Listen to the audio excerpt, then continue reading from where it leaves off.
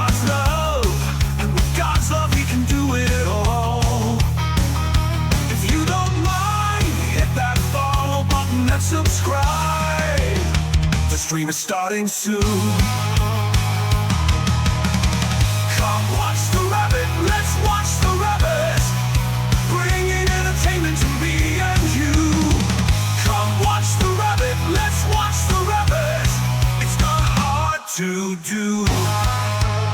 Get ready because the stream is starting now.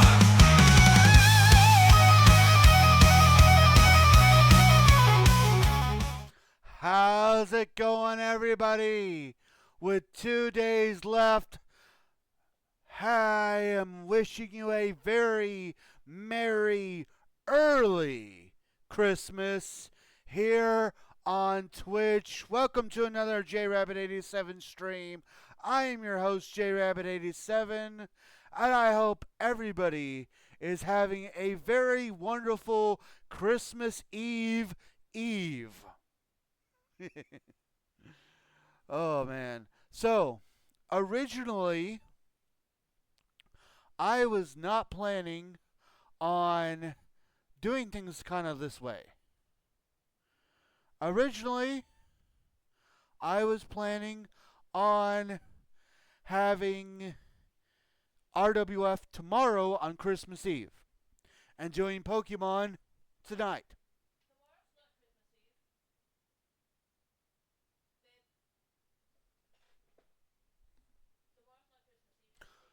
Oh, I'm sorry. I'm getting ahead of myself. So, okay, I originally had RWF scheduled on Tuesday, Christmas Eve, because that's Christmas Eve, Tuesday. And then my brother decides he's gonna have the whole family do a get together, and I don't really get informed until, well, it was like today. It was like literally today I got informed. So it's like, oh, so now I got to move everything around, and after a lot of deciding, instead of having Deltarune today, Pokemon tomorrow, and RWF on Tuesday, since we can't do that, we are having our Christmas special RWF tonight, doing Deltarune tomorrow, and taking off for Christmas Eve and Christmas Day. So, with that said, man, we have got a lot for you tonight. But before we start, let's get into our commands. Y'all, as always, it is the time of year we got to give him. We have to give Christ all of the honor, glory, and credit all year round. But this month, it's like you just got to go above and beyond. With that, we want to make sure that we thank him as our sponsor, because we do want to give him all of the honor, glory, and credit and praise that he rightfully deserves. What's up? For life. Yeah, for life. We also want to say a huge thank you. Thank you to everybody that joins me today. It means so much to me that you guys take time out of your busy days to come and hang out with me. Of course, a huge thank you goes to our supporters as well. We'll name them at the end of stream. Discord. We have one of those. If you have not joined our Discord, my hashtag wonderful wife is about to post a link into the chat. Feel free to grab that link and join us over on Discord. We've got tons of chat rooms, and we just love to have you there. Speaking of my hashtag wonderful wife, if you need some skincare for the new year, then make sure to grab that link that I just posted, because my wife is a Mary Kay consultant, and she'd be more than happy to consult you for all of your Mary Kay needs. No, then consult me. Damn it! I will get it right one of these days. I believe in you. YouTube. If you'd like to check out some of our past live streams, figure out what's going on in the in the wacky world of RWF, feel free to grab that link there and join us over there. If highlight videos are more your thing, then you can grab this link and join us over on TikTok for as long as it lasts. And see some of our highlight videos. And of course, last but not least, if you'd like to support the stream, here are some ways that you can do so. Make sure to always remember that nothing's ever required, but everything is very much appreciated. Alright, man. With that, it is time to go over tonight's card. Hey, welcome in, Bruda. Hi,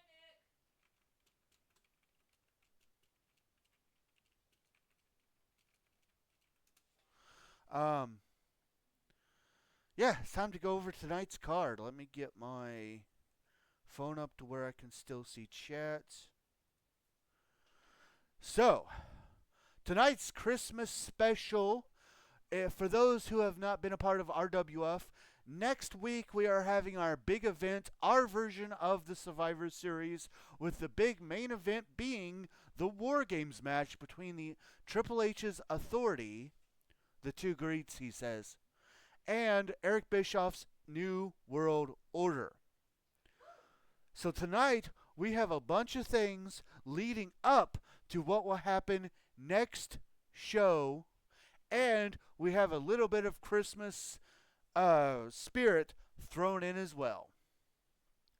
So, with that, our opening contest tonight, if you were with us, you will know that we've had a bit of an issue with a couple of different female groups forming because they feel like you, the fans, have put them down. You haven't given them the respect that they deserve, and they say that they're going to take what they believe is theirs.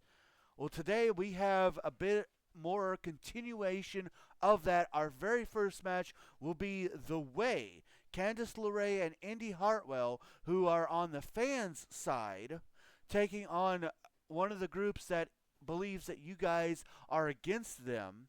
The new group that debuted last week, Power and Glory, Liv Morgan and Raquel Rodriguez. Immediately after that, we have a match that was agreed upon between Triple H and Eric Bischoff, the two guys who got to choose their teams to represent Team Authority and Team NWO. They have decided that each of their competitors that will be in War Games will actually face each other tonight in an elimination matches. And how it basically is going to work is all four men will be in that elimination match. The first person to get pinfalled or submitted, they will enter the War Games for their team first. The second person eliminated will be the first man released from the cage. The second man eliminated will be the second man released from the cage, with the fourth man who wins the match getting to stay in the cage until it's time until there's nobody, he's the fourth guy to enter. He'll be the freshest man for his team to enter the War Games match. So our second match of the night will be the Authorities version of this four-man match. It'll be Randy Orton taking on Batista, taking on Triple H, taking on Seth Rollins. Immediately after that, we have a six-man tag team match, Pretty Deadly, who are the number one contenders for both the men's tag team championships and the Intercontinental Championship. They will be in six-man tag match. I don't know whether they are just getting cocky or if they know something that I don't know, but they have challenged the Brawling Brutes to six-man tag team action, and we are going to get that third match. It is Pretty Deadly versus the Brawling Brutes. After that, we have the mysterious woman who took out Roxanne Perez. She calls herself Yori. She is a member of Eric Bischoff's New World Order. She has been challenged by a woman who has yet to make herself known. The only thing we know about her is she says that this injustice cannot be overlooked. And since Bailey couldn't do anything about it, well, we might need somebody who's just a little bit more super. That's all we have to go off. After that, our fifth match of the night, Bray Wyatt and Shawn Michaels, their continued wacky feud continues, and Bray Wyatt has ensured us that if we thought that things were weird before, he guarantees that Shawn Michaels will be seen like never before.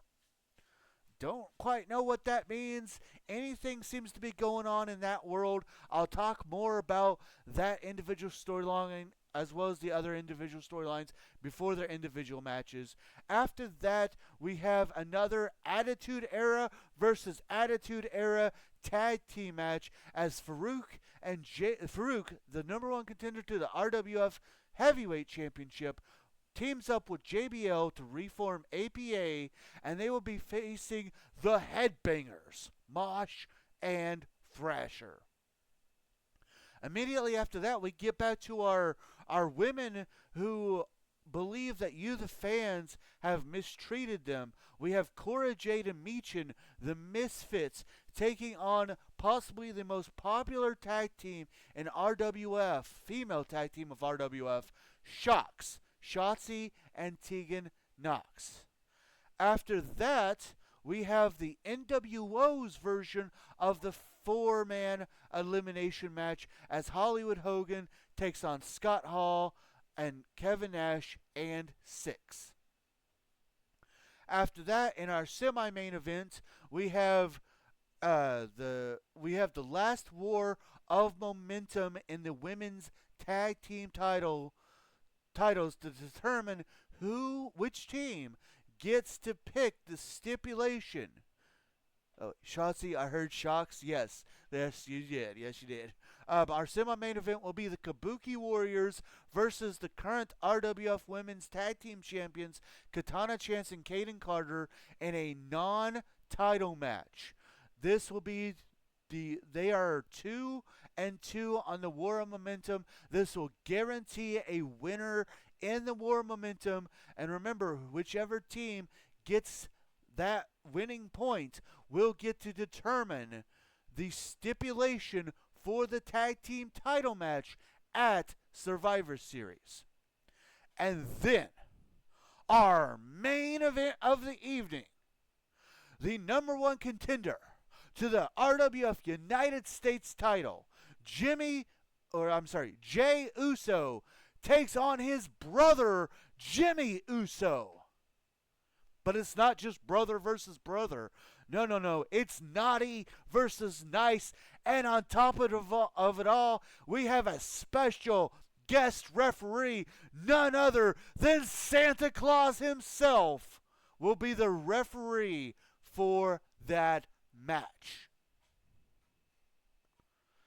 So, without further ado, I talked about it before. Up next, we have our first match of the evening, The Way versus Power and Glory. Liv Morgan and Raquel Rodriguez, they claim that you, the fans, haven't given them a fair shot, that you've disgraced them, that you've dishonored them, that you guys are nothing but a pile of trash when it comes to fans because they haven't gotten their, what they believe is their place to shine. Meanwhile, Candice LeRae and Indy Hartwell have reformed The Way.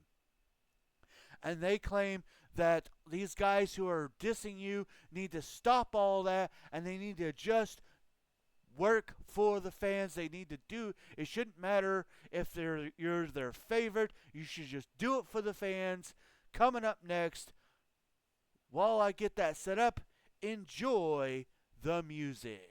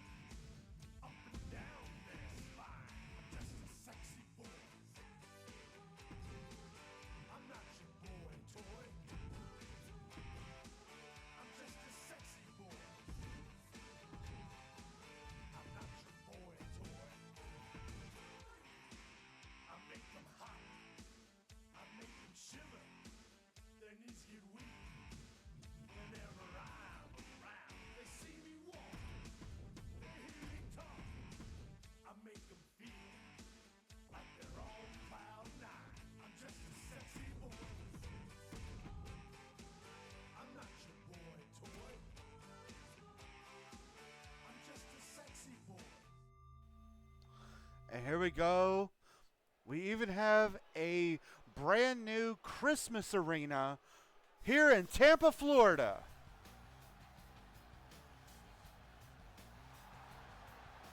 The following contest is a tag match set for one fall.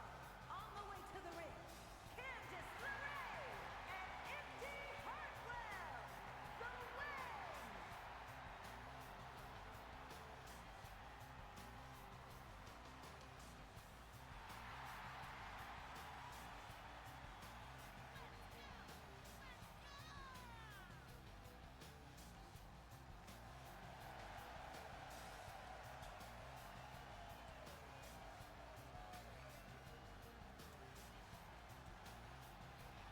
It's one of the wrestling versions of T, Candice.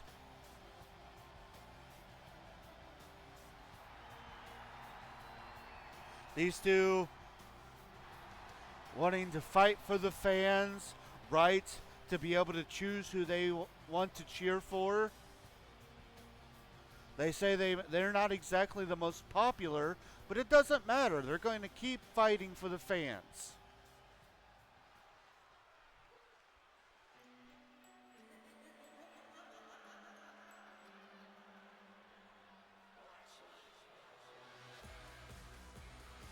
Good view of our new stage there with the presents and the Christmas tree.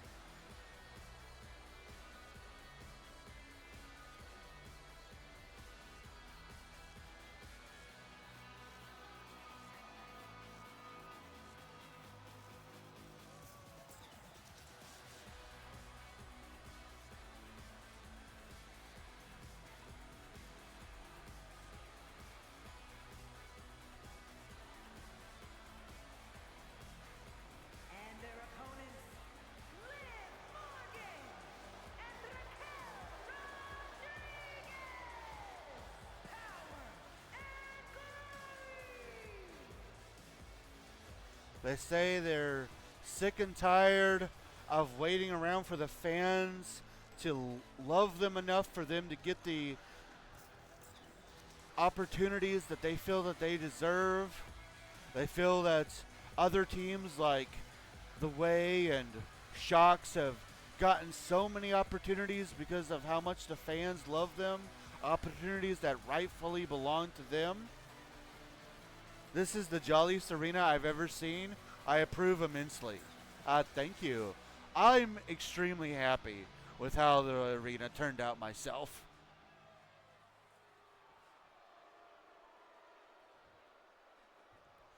It's like Candice LeRae and Liv Morgan going to start things out here tonight. And Liv Morgan automatically with a spinning head scissor after that handstand.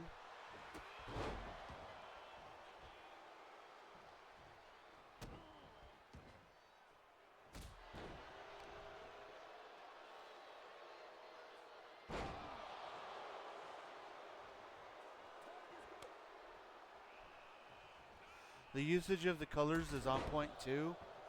Thank you. I feel like I'm.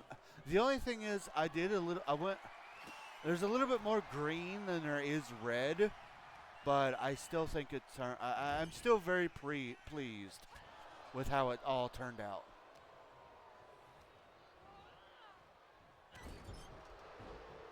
Raquel Rodriguez in control.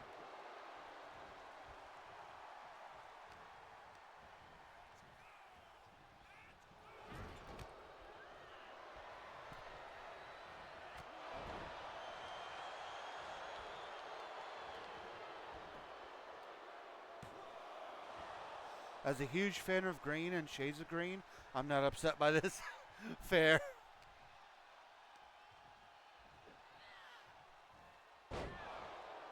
And I was also very happy that while I also learned, as you can see, I got the RWF logo on the barricade now. I didn't know you could do that. And then I was also very happy that I could put props on the stage, and they had a Christmas tree that has Christmas presents under it, as well as giant presents So that was fun to do.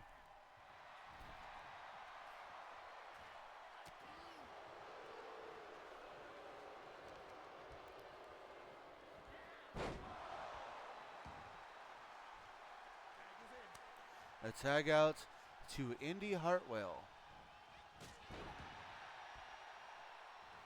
I definitely enjoy the props and the RWF representation.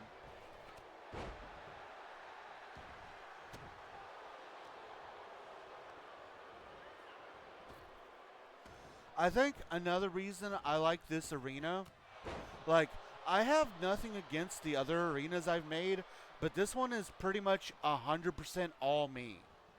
Like, I didn't use one of the preset stage designs.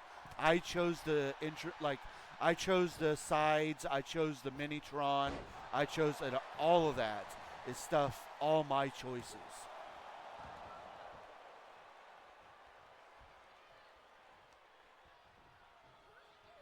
Looking forward to future custom arenas. Yeah, it'll be fun.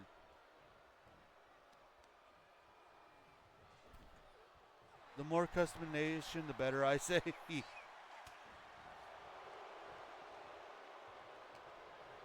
Unfortunately, I can't make an arena for Survivor Series. So I have to use the Survivor Series arena that's already on the game. That's the only real bad thing. The same with the Royal Rumble and Money in the Bank.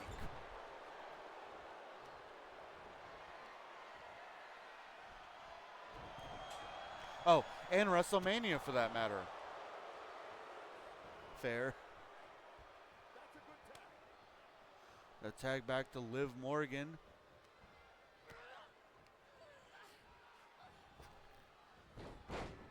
Liv and Raquel, such hatred in their hearts. I truly believe that they've got the power and glory, that's why they've named themselves that, and that it's time that the fans recognize them. Oh, dive to the outside by Indy Hartwell.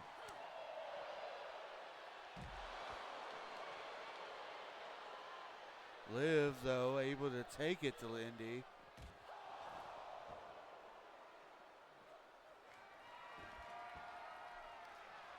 And there's the baseball bat.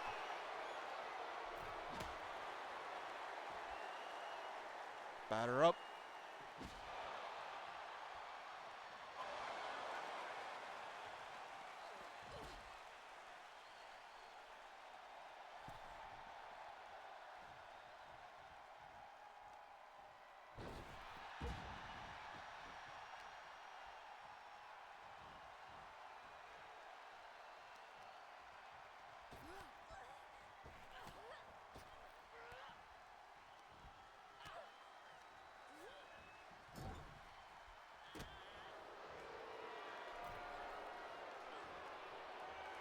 Hopefully they don't bring out the most deadly weapon in wrestling today, the Slim Jim. Looking for a cover. A kick out at 2. Tag out to Raquel Rodriguez. Of course, these two winning their match against Shocks last week. Looking to gain another victory.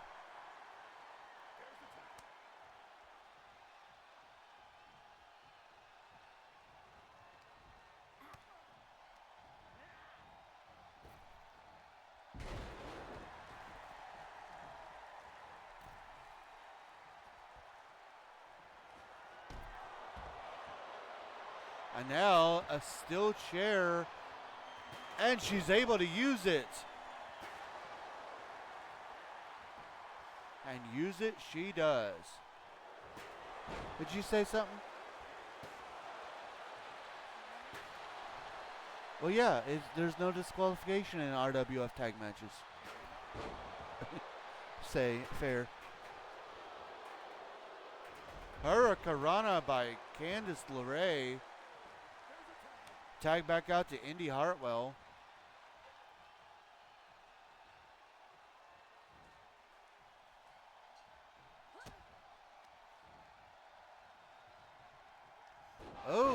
interesting version of a DDT into a cover, but Liv Morgan breaks up the pinfall.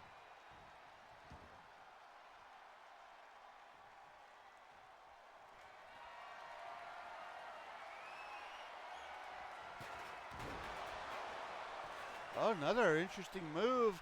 Another pinfall attempt. No Liv Morgan this time, but Raquel does kick out at 2.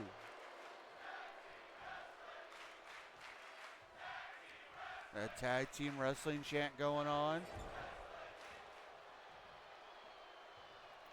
Raquel using the power of Power and Glory.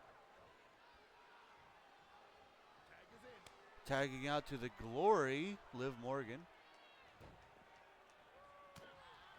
Indy Hartwell gets the upper hand.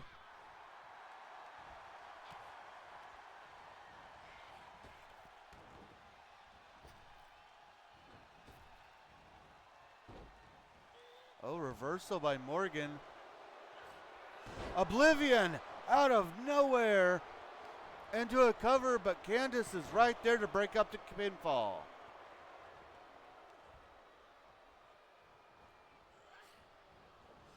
Such brutal action, such great action to start off this Christmas edition of RWF.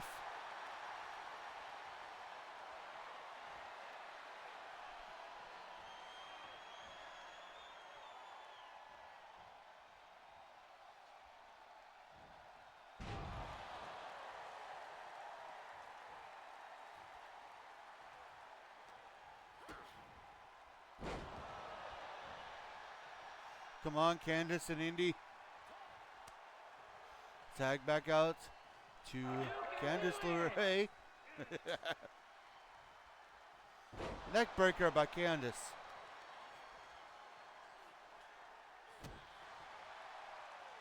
Stomp to the face.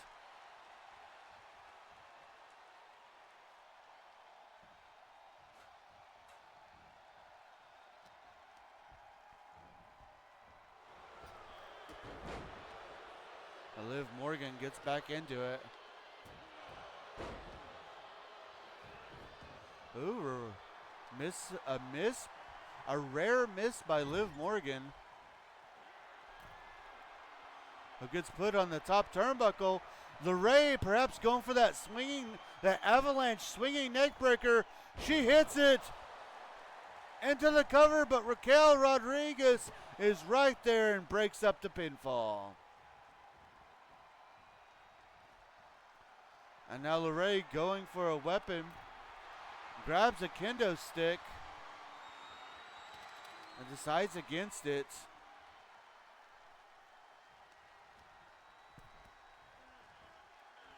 Ricking over the arm. Misses a drop kick. And Liv takes advantage.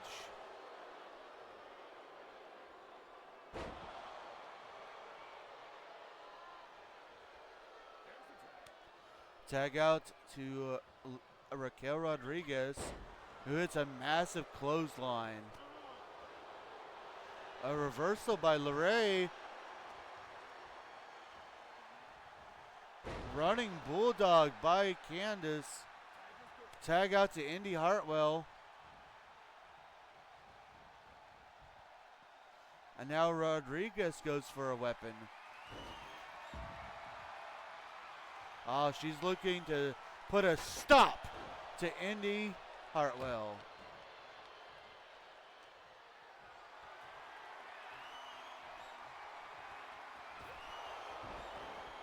That is draping Hartwell over the ropes.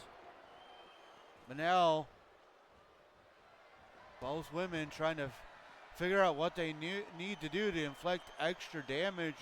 Raquel goes after Morgan, while Indy tries to get some payback against Morgan.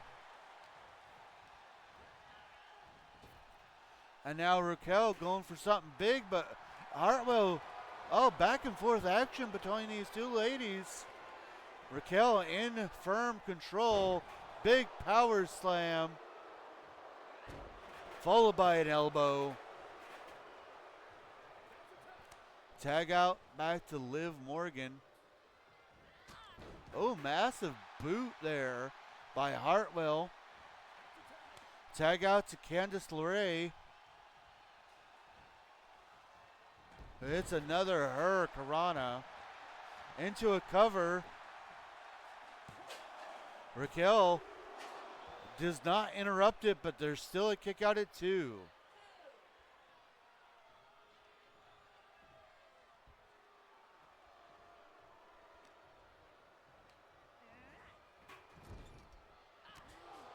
Oh. Reversal, and Morgan now going for something big. A single face bust, like knee buster. Single knee face buster. And now Candice not where she wants to be, in the corner of Power and Glory. And there's a knockout. Here are your winners, Liv Morgan and Raquel Rodriguez. Power and Glory. Unfortunately, the naughtiness ends up getting the first victory in this, what's supposed to be a very Holly episode. But we have to move right along.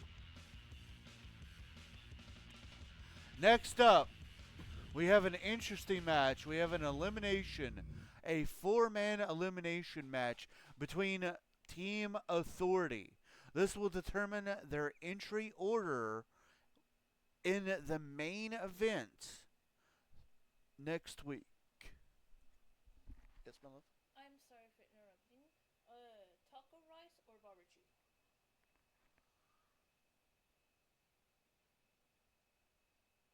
Do we have this stuff for taco? All we really need is the spices we have in the cabinet, because that's how I make my burritos. And we do have enough barbecue sauce if you prefer barbecue. Taco. Taco? Taco. Alright, sorry about that. Am I still... Okay, yeah, I'm still... Alright, so yeah, that's pretty much it. It'll determine their entry order in the main event of Survivor Series War Games. That's coming up next.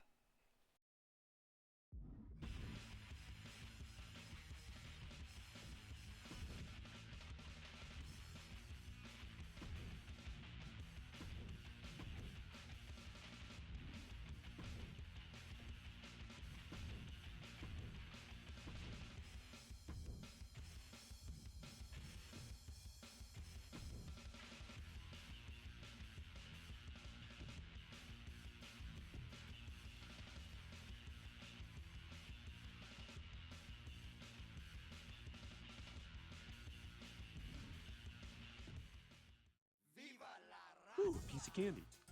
Ooh, piece of candy.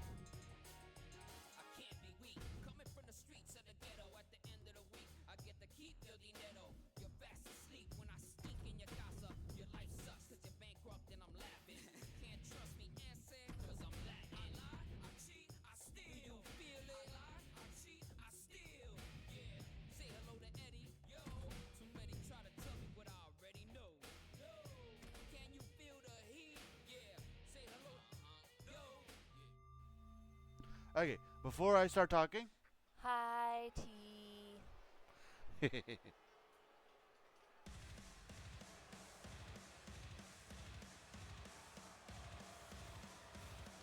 You're welcome, T.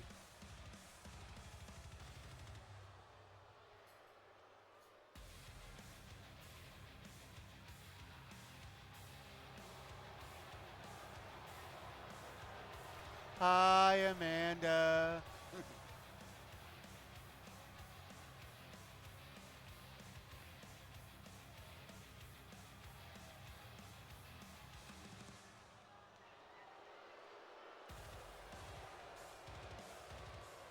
The following contest is an elimination match. Making his way to the ring, representing the Authority from Davenport, Iowa, weighing in at 217 pounds, Seth Rollins.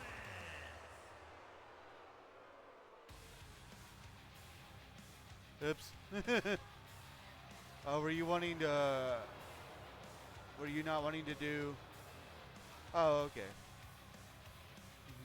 I see what happened now. You put a Y instead of a T. Here comes Seth Rollins, Triple H's pick for the fourth man for Team Authority. We had no idea who Triple H was going to pick as the fourth man, and he surprised everybody by revealing one of the original members of the actual original Authority, Seth Rollins, who has donned his attitude, his look, even his old theme song from back when he was part of the Authority.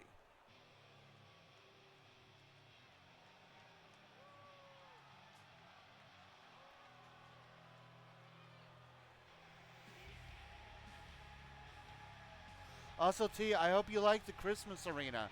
It's got a Christmas tree and presents and everything.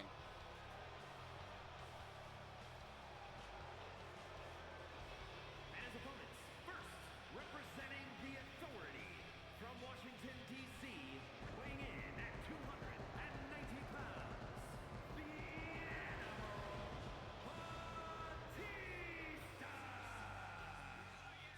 What? Let me see this. Yeah, the stage has a Christmas tree and two presents. The barricade is green and has the RWF logo. The ring posts are green. The ropes are green. The turnbuckle pads are red. And there's green on the announce table.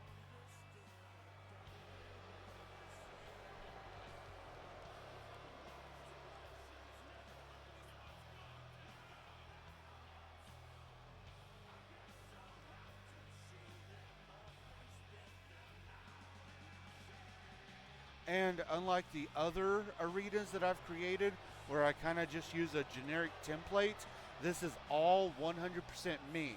I chose the Titantron, I chose the Minitron, the sides, the I like all the customization stuff is my choices. It's not, nothing is pre-done. I'm very happy with this arena.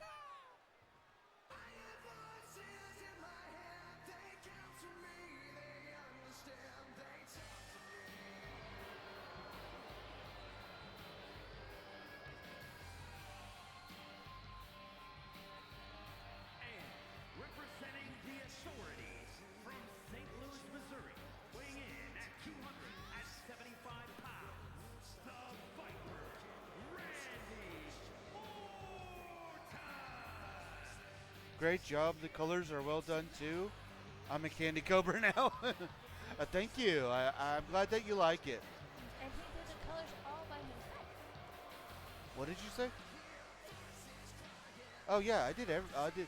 Like, this is all. I didn't have Amanda's help, and I usually have to have Amanda's help.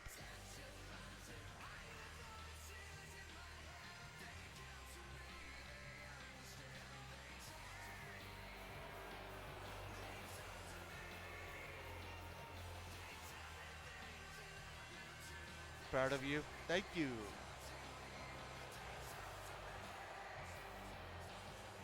Oh, Nick, since you're on a different account, if you want to, excellent work.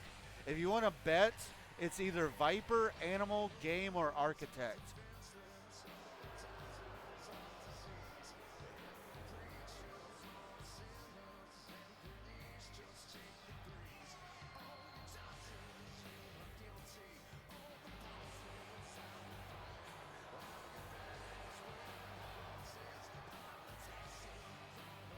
I wanted to do the ropes green to represent Garland.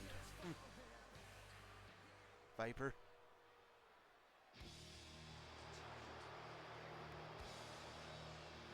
Nobody. I honestly thought you were gonna vote for Batista. And here he comes, the leader of the Authority. I like that.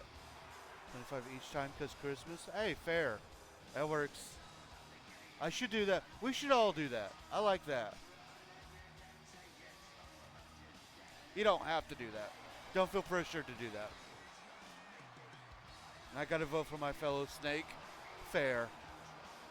And representing the Authority from Greenwich, Connecticut, weighing in at 255 pounds, the Triple H! Happy birthday, Jesus. Early. Fair.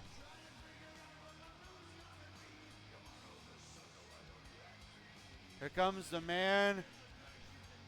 He was in control of RWF.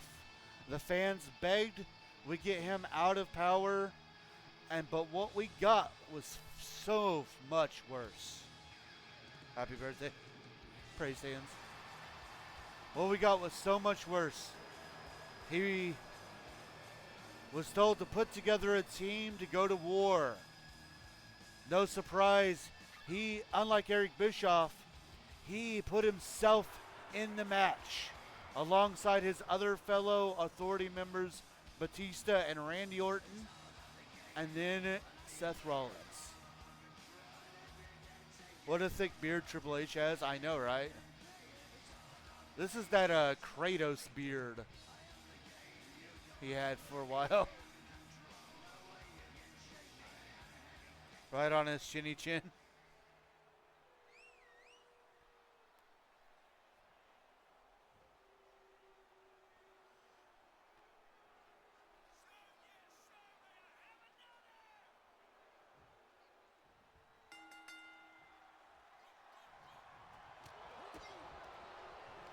So, the way this match works, you must pinfall, you must either win by pinfall or submission. When you are pinned or submitted, you leave the match. The match keeps going until there is only one guy left.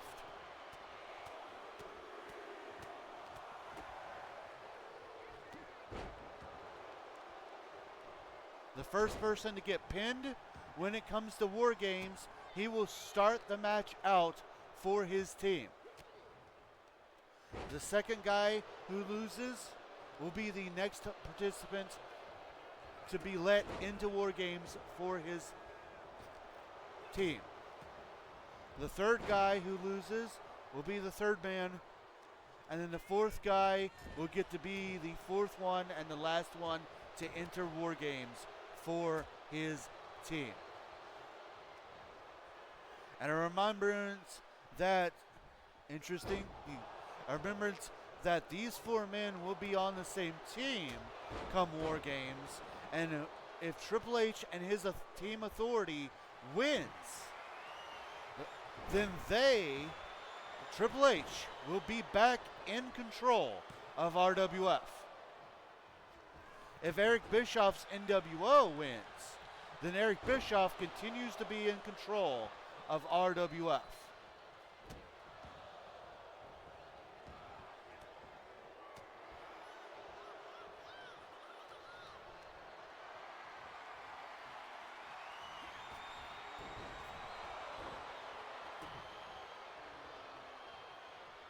And Seth going for a pedigree. Shades of Triple H there into a cover.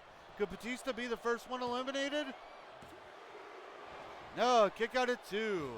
Meanwhile, Orton is going vintage Orton over there.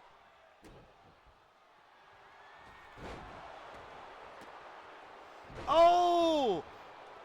And Batista catches Seth Rollins with an RKO from that stomp. Wrong person doing the RKO again.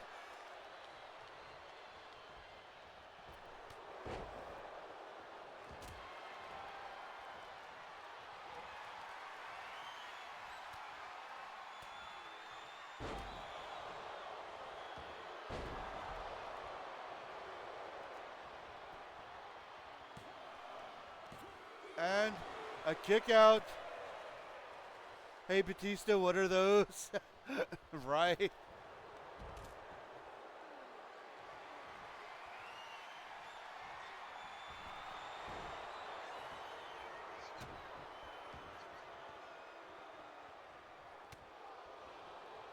You're not wrong.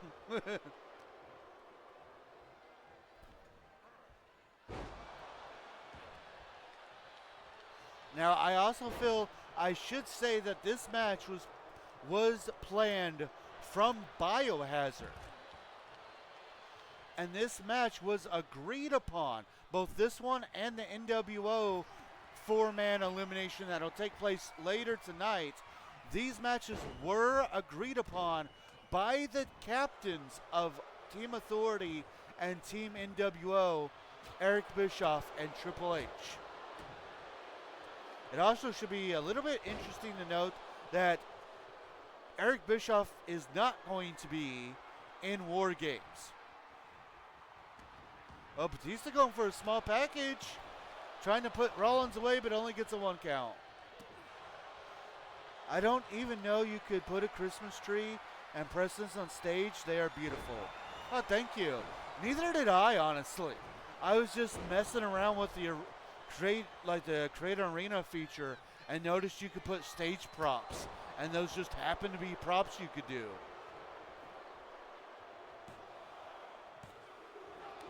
Oh, close. Triple H almost losing here, but stays into it. Again, you're not wrong. I'm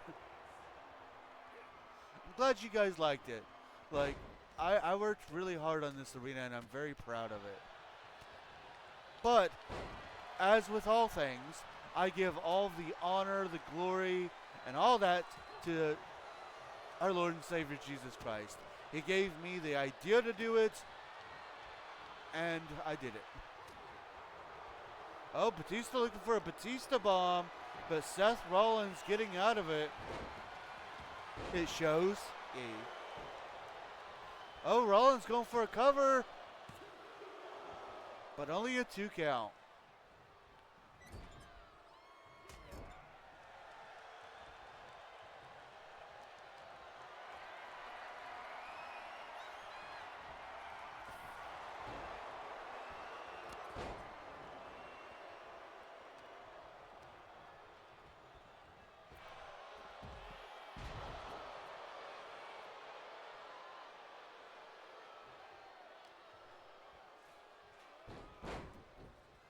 Ooh, super kick roll through there. Triple H going after Rollins, looking for a cover after that knee buster. Oh, but only a 2 count.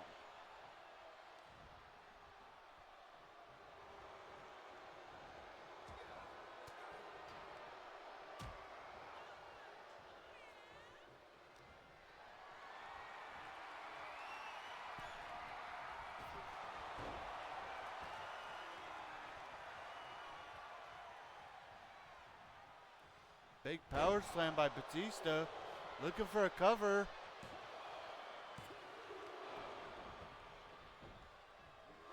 Kick out at 2.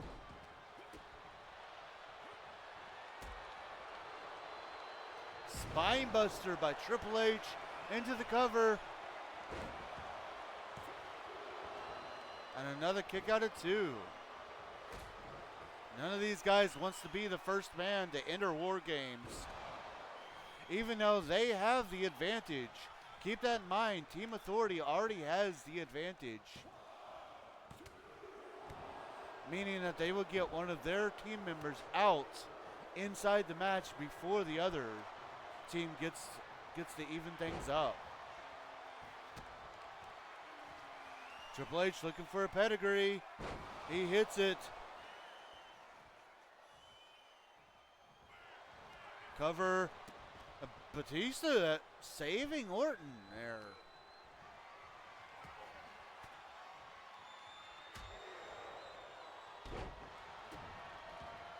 Batista going for a Batista bomb on Rollins. He hits it into the cover. And has been eliminated. Seth Rollins is going to start War Games out for Team Authority. I'm okay with this.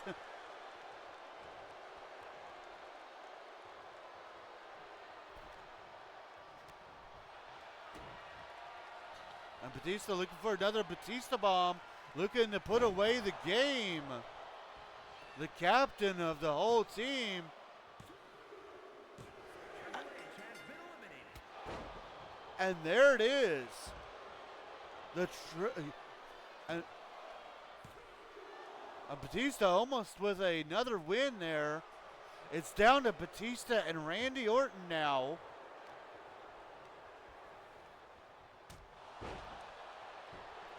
Orton going for a cover. A kick out at 2.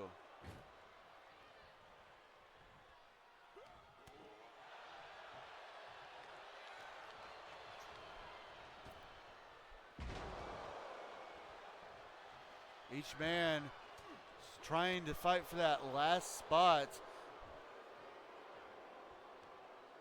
They know how dangerous the War Games match is. And that's what kind of this all is about. They want to be the last member to have to enter that structure. Orton going for a submission hold here.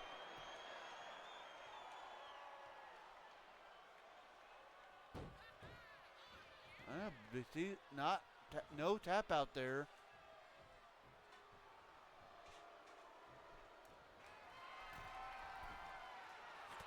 Now Orton playing to the fans. He's able to reverse out of it.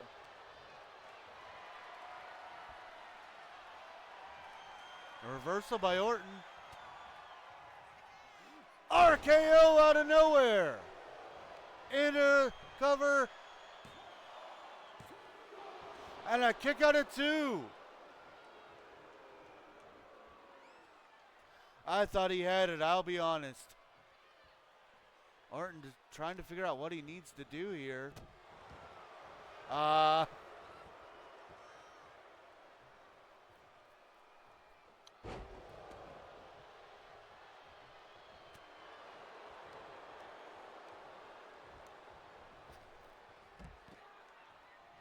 Batista sending Orton to the outside. Perhaps looking to get a little bit of a breather here.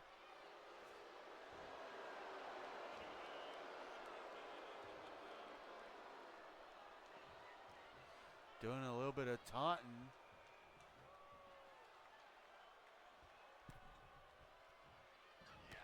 Oh, massive clothesline. Reversal by the Viper.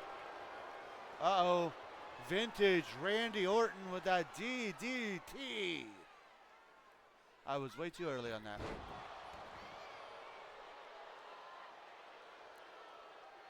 Orton's feeling it now.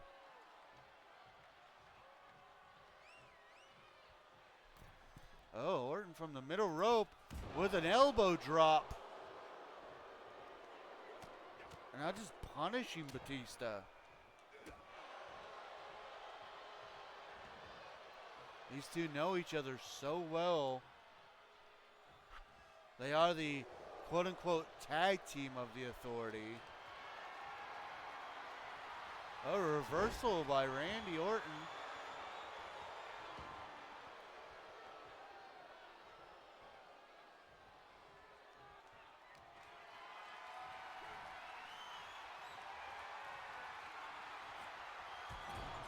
Dropping Batista, and now Orton setting up for another RKO. Oh, but he missed. He didn't get it, but he does get a Thez press.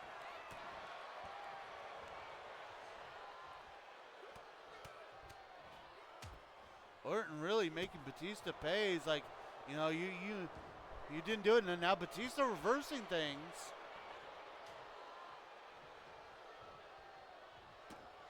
Uh-oh. Setting up for the Batista bomb. He hits it. Into the cover. No, a kick out of 2. Each of these men hitting each other with everything they can.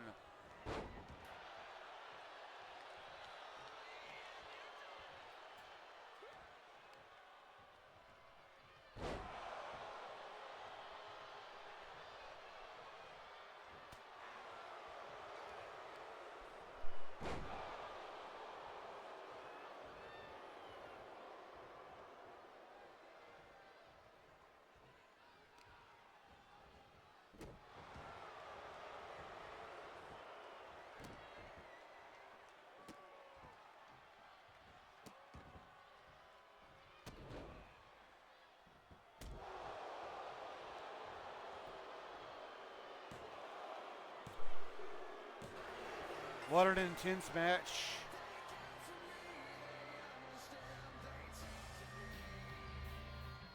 Here is your winner, the Viper, Randy Orton. And there you have it.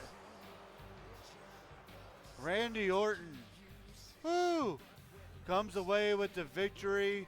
I do apologize. I had to converse with my wife about some things as she starts getting ready for bed. But Randy Orton gets the victory and will be the last man to enter for Team Team Authority at War Games. Which means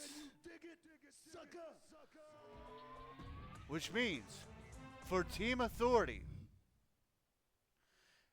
it will be Seth Rollins starting things out. Triple H will be the first one released from the cage. Batista will be the second one released, and Orton will be the third one released. Well, coming up next, we have a 6-man tag team match. It's Pretty Deadly, who ever since, Pretty Deadly, Elton Prince, and Kit Wilson won the number 1 contendership for the NWO Men's Tag Team Championships. Because the NWO is doing other things, they will still have to defend the titles at Survivor Series while also being in the War Games match. But here on the individual cards, Eric Bischoff has not been putting the number 1 contenders against the champions. With that said, Tyler Breeze has won the number 1 contender for the NWO Intercontinental title. So since they haven't been able to face off against the champions, Tyler Breeze shocked the world by joining forces with Pretty Deadly and has become a member of Pretty Deadly. And this trio has been on a very successful venture, winning 2 6-man tag team matches. Now, whether you call it arrogance, whether they're got some other thing up their sleeves, they have actually challenged the Brawling Brutes, Sheamus, Ridge Holland, and Butch to 6-man tag match right here tonight for this Christmas episode, and that's coming up next.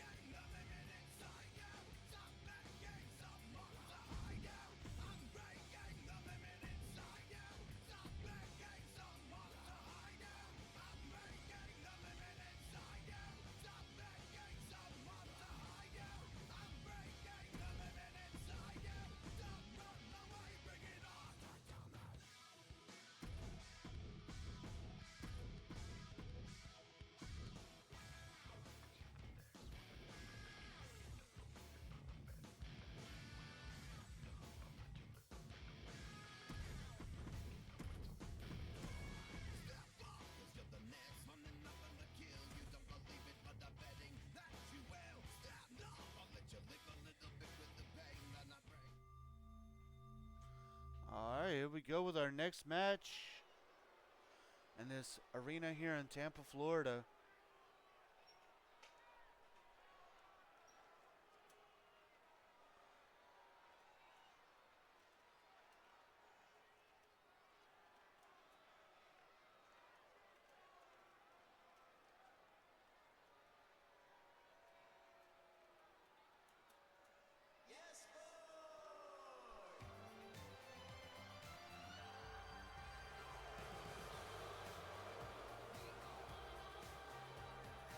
Ah, yes.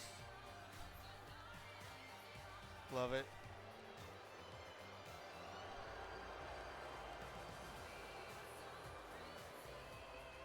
I should have figured that these three would take advantage of the holidays.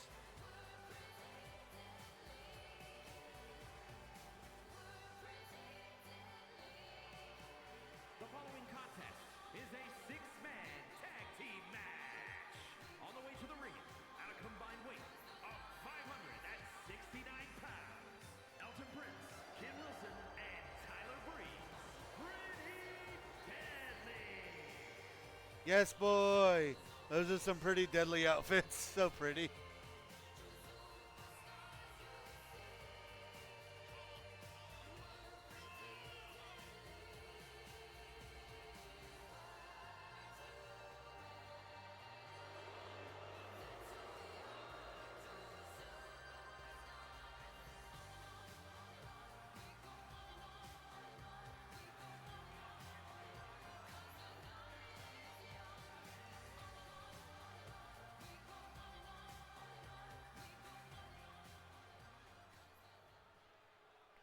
Any chance to show off their outfits, Pretty Deadly will take, so it doesn't surprise me at all.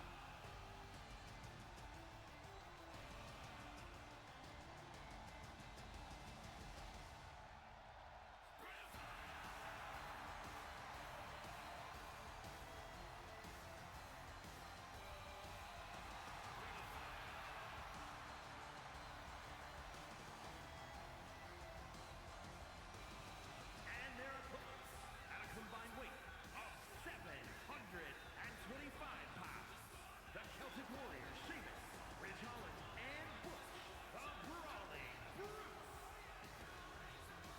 And in a very interesting fashion, this is really putting me in the holiday spirit. These three men not wearing anything Christmas related. But then again, they're only in this for the fight. So it kind of doesn't surprise me. So, okay, I hope you guys like the outfits for Pretty Deadly. I literally got the idea. Literally, it was like 6:30, and I got the idea to do the outfits.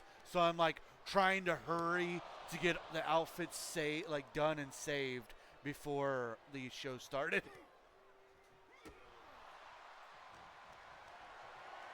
It's great.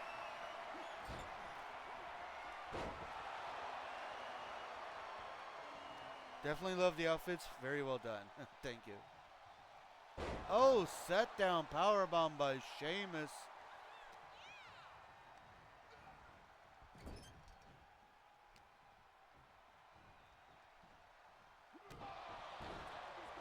The tag out as Bush comes in.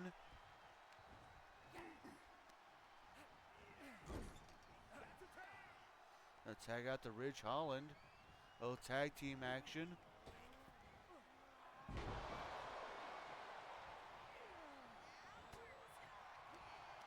Pretty Deadly has been on a roll as of late, but they may have just met their match. Perhaps they shouldn't have challenged the Brawling Brutes to a fight.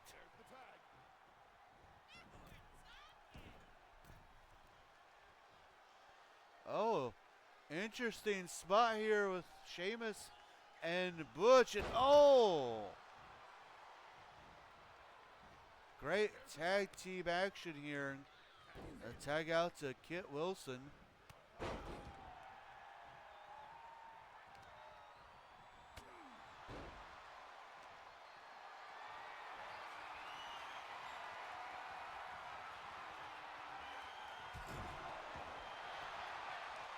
Into a cover.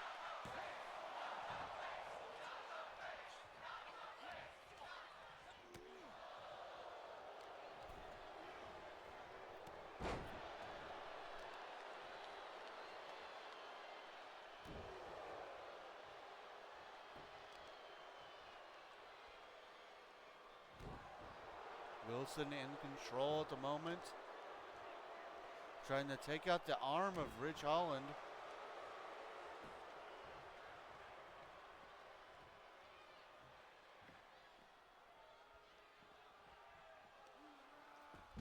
Oof.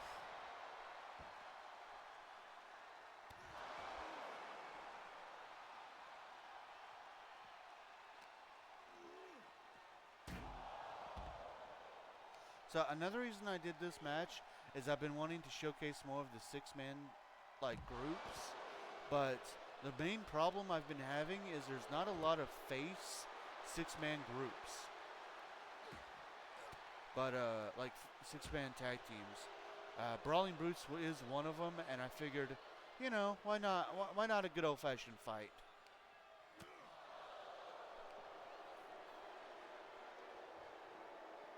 Because it was either them or New Day.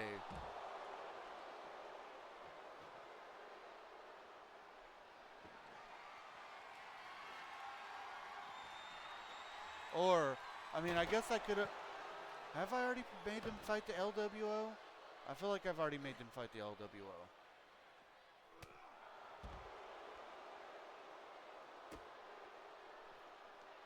You chose well. Yay.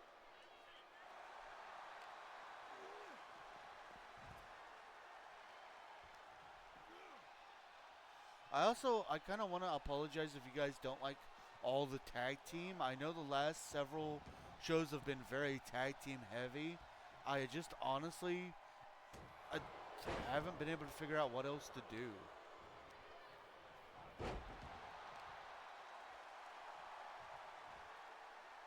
Massive power bomb there by Ridge Holland. Tag back out to the Celtic Warrior. I'm cool with it. Oh, more tag team action. Oh, Celtic backbreaker, knee drop.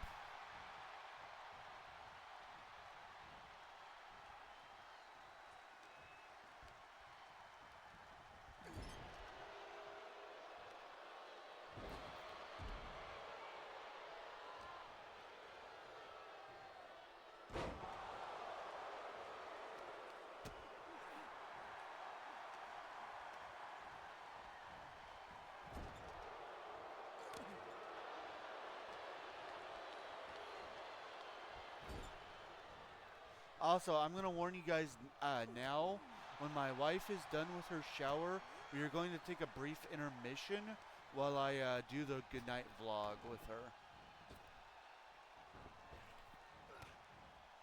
I will, of course, let you guys know before that happens.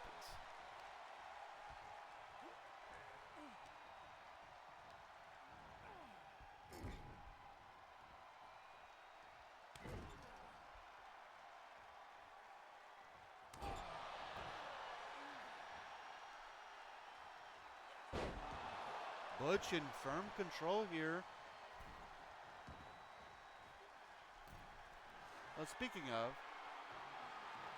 yeah, it's good, huh? So after this match, we'll be taking a very brief intermission while I do the wrapping up goodnight set part of the vlog, so my wife can get to bed.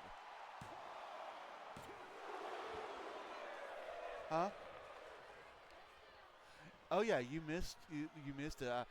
That was what I was trying. When you called me in earlier to look at your brews, I had just gotten the idea to give them festive outfits, and I was trying to like hurry and get it done. But yeah, I figured which, I mean, they're pretty deadly. They're going to take the chance to change up their outfits and show off. So they had Santa hats and stuff, and I've got them like one's red and green and the other's green and red, and then Tyler's all white. Yeah, they loved it too. So.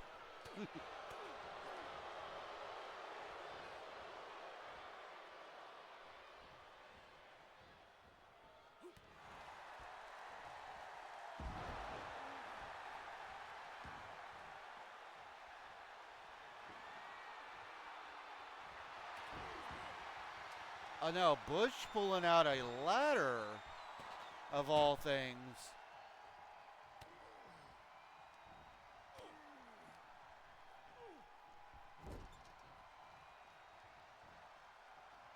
This has almost turned into a Miracle and 28th Street fight.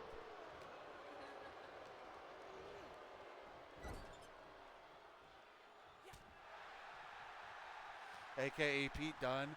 I know, right? On this game, he's still Butch. But yeah, Pete Dunne for anybody who doesn't know. I am glad that he went back to using the name Pete Dunne, though. I never liked him using the name Butch.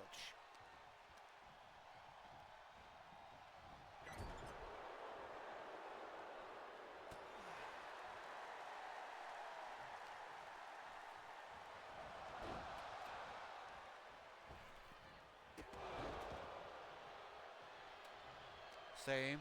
E. Now Elton Prince in control of this match with Sheamus. Never thought I'd say those words. Uh-oh. And Sheamus has a kendo stick. Oh, just throwing it in the face. Same as well. Yeah. Oh, this combination again. Ouch. I know, right? I think Pretty Deadly, they should have thought twice about asking for this match.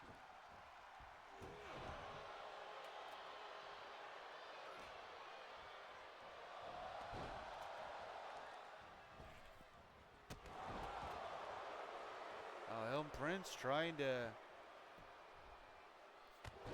not just trying to, but getting the advantage. And oh, just vicious shots there by Prince.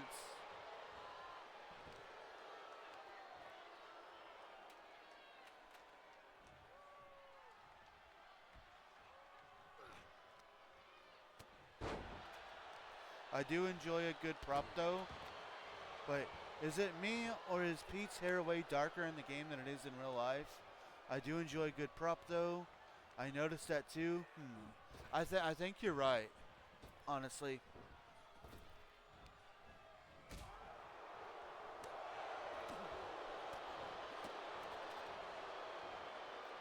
Oh, massive DDT onto the ladder, into the cover. And only a 2 count.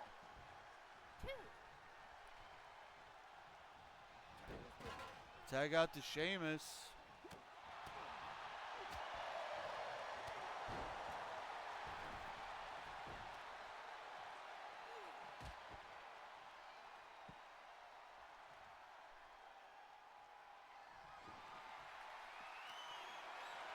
And there's the, doesn't get a chance to use it, but Breeze tries to bring out the Slim Jim. Ah, that was loud. Power slam by Sheamus.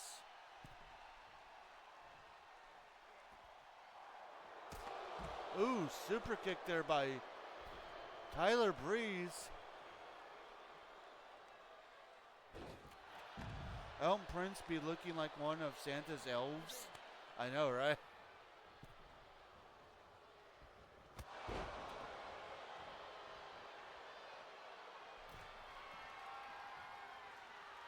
And now Wilson Looking for bear hug, spine buster into the cover, but Butch is right there. I always loved when Finley brought out his whooping stick. I miss him. Right.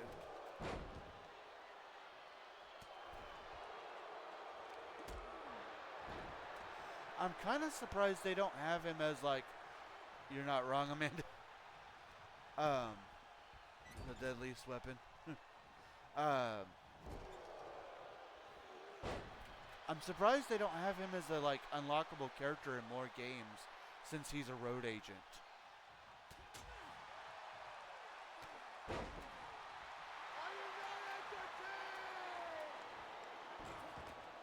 Tag out to Tyler Breeze.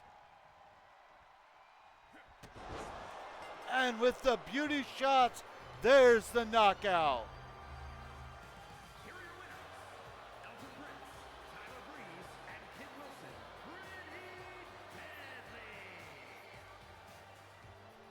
Pretty And Pretty Deadly. Deadly continues their domination.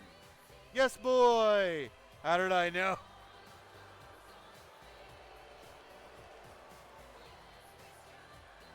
The men in holiday clothing get the win and continue their domination. You knew because, yes, boy. Well, next up, we have an interesting match. For those who don't know, Roxanne Perez was the #1 contender for the Women's Championship. She was set to compete in a tag team match. Good night, Amanda. Oh, yeah. Thank you for reminding me. I will be right back. #intermission.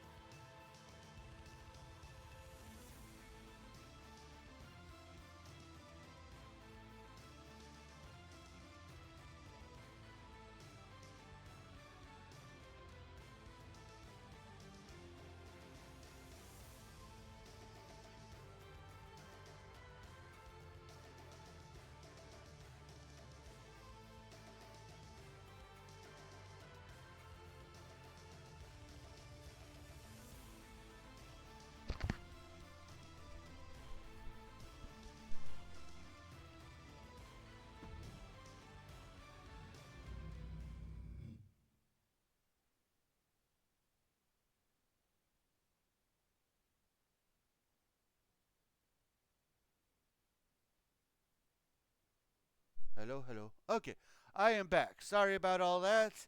Um, so, coming up next is a one-on-one match. For those who don't know, Roxanne Perez was the number one contender for the women's championship. She was scheduled. Welcome up. Thank you. She was scheduled to compete in a tag team match,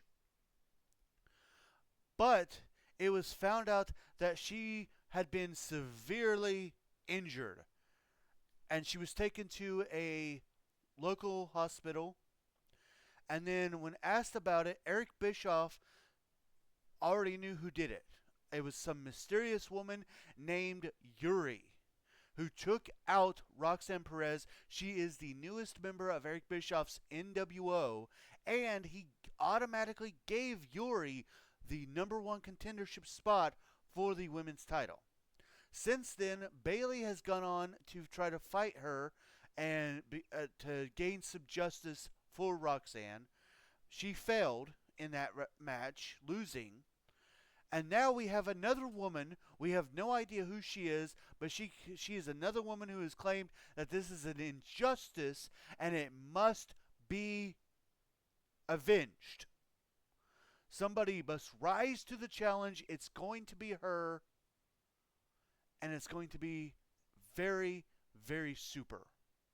I have no idea what that means, but coming up next, we do have Yuri versus this other mysterious woman. Coming up next.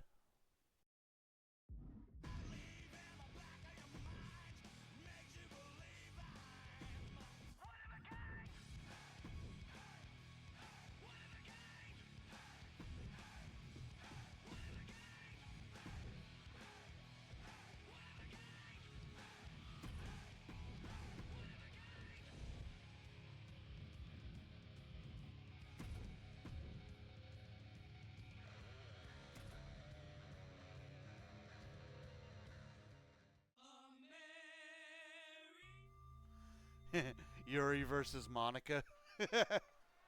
I mean, I don't know. It could be.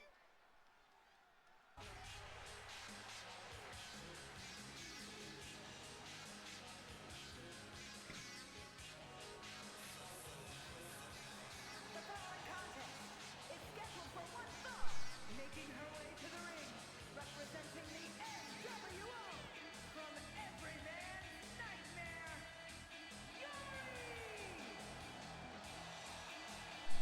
And here she comes. The woman who took out Roxanne Perez and has legitimately stolen the number one contendership.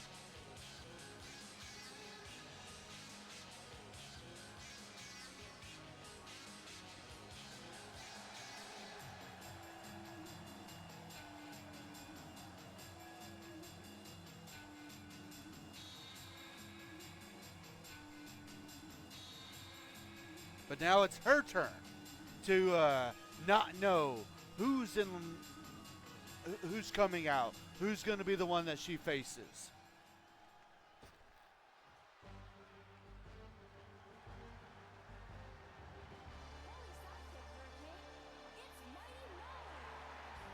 Well, just as she said. From parts unknown, Mighty Molly! Well, just as she said, holy sidekicks, Hurricane! It's Mighty Molly!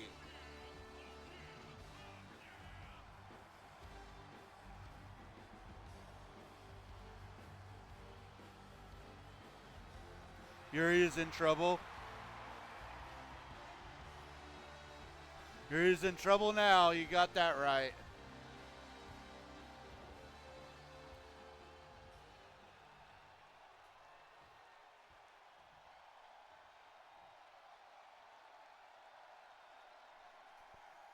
Mighty Molly coming to save the day. Hold up, everybody.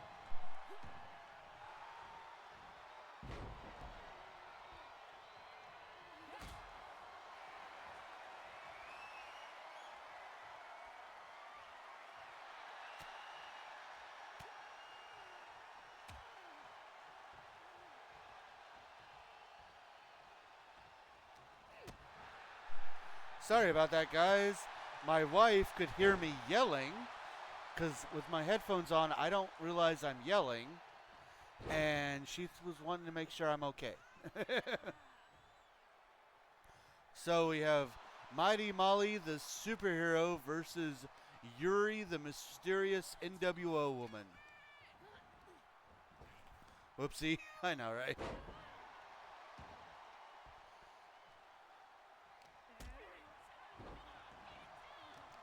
So for anybody that does not know, Molly Holly is was one of the WWE's best women wrestlers for a long time, especially during the ruthless aggression era.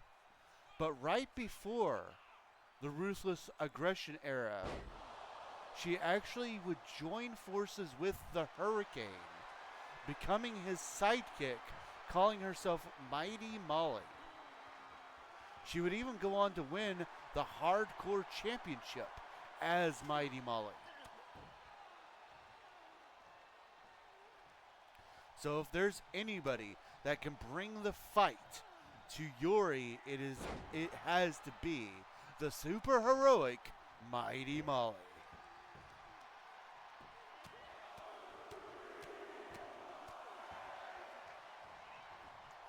Yuri looking for a cover after those punches. On the opposite side of the ring, we really don't know anything about this woman. Yuri literally came out of nowhere. But she's also been very successful, winning both that tag match she was in and winning her singles match against Bayley. Uh-oh.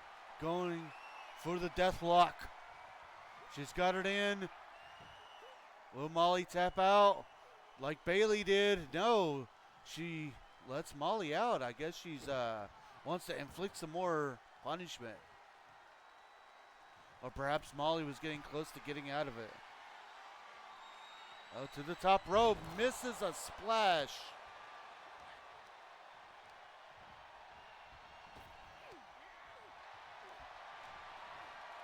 Molly and Hurricane always had cool outfits. Reminds me of my favorite DC series, Green Lantern. That's what a Hurricane was kind of based off of. He even has a Green Lantern tattoo. I don't know if you knew that or not. Green Lantern is his favorite superhero as well. I'm not sure which one, but...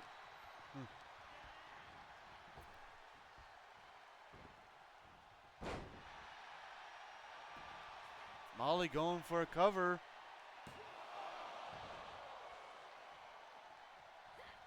I did indeed.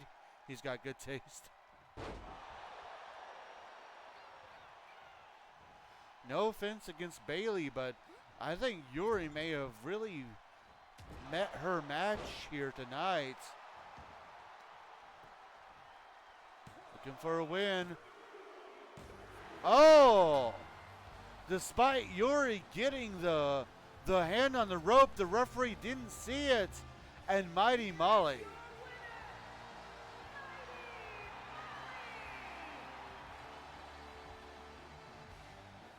Wow. A super surprise. Well, I guess you could say justice has been done tonight. Woo! As Mighty Molly gets some revenge for the injured Roxanne Perez. Ooh. Next up. Y'all, I don't know how else to describe what's coming up next other than weird, wacky, out there, mind games galore. We have the continuing feud between Bray Wyatt and Shawn Michaels coming up next. And if you have not seen what has gone on, this all started with Bray Wyatt challenging Shawn Michaels to a fight after saying some very disturbing things about Michaels' faith. After Bray Wyatt lost via countout, He continued to taunt Shawn Michaels and led Shawn Michaels into the Firefly Funhouse. Ever since then, we have seen different versions of Bray Wyatt and younger versions of Shawn Michaels. Bray has promised that tonight we get the trifecta, whatever that means. And honestly, with Bray Wyatt, it can mean anything. Next up, I hope you guys are ready because we have the continuation up next. I've been looking forward to this.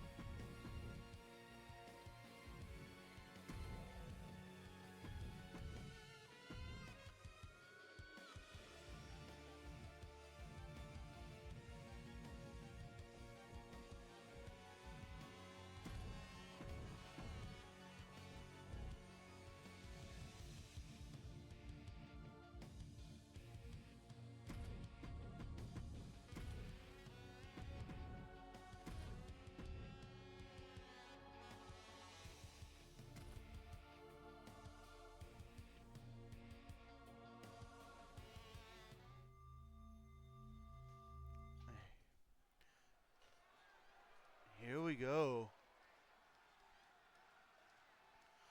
I'm truly honestly wondering what to expect next in this very interesting match. Oh, well, there's Bray Wyatt's old school music. Are we getting another cult leader Bray moment?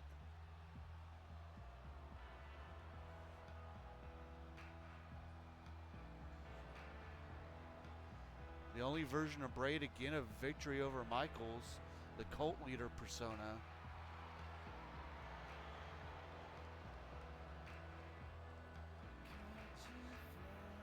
Wait, what? But, wait, what? The following is a six-man tag team match. On the way to the ring, at a combined weight of 855 pounds, Bray Wyatt, the Fiend, Bray Wyatt, and Bray Wyatt, the Faces of Fear. Wait, but that's three. I'm not seeing things, am I? That's three Bray Wyatts. Three of them, as Michael Cole would say, oh my. Am I seeing things? Three Bray Wyatts.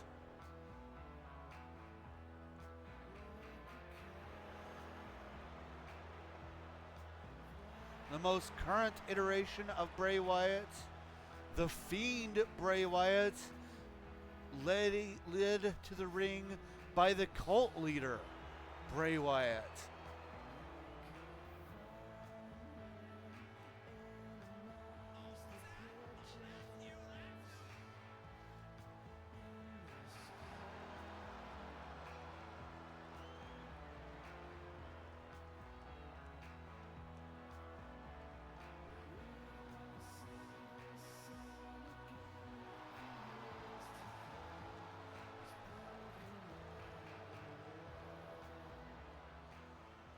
What does this mean for Shawn Michaels?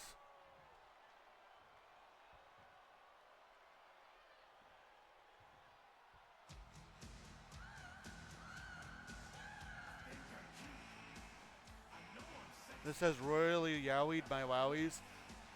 Wait a moment. Wait. And their opponents at a combined weight of 681 pounds. Shawn Michaels, and Shawn Michaels, D-Generation X. It's first there's 3 Brays and now there's 3 Michaels.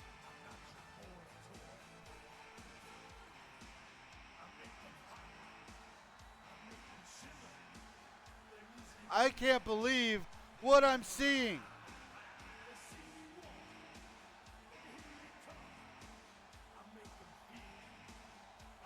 The Heartbreak Kids.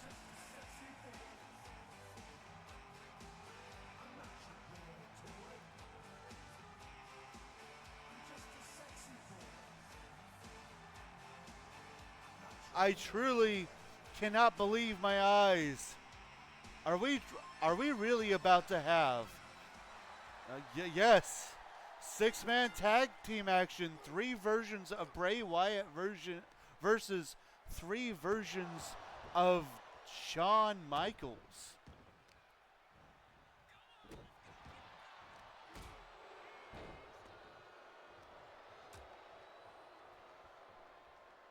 Only on RWF can you see something as crazy as this.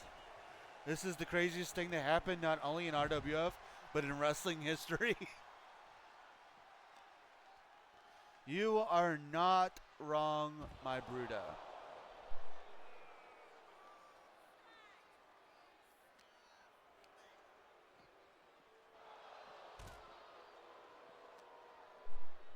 I guess this is what Bray Wyatt means when he said we would see the trifecta.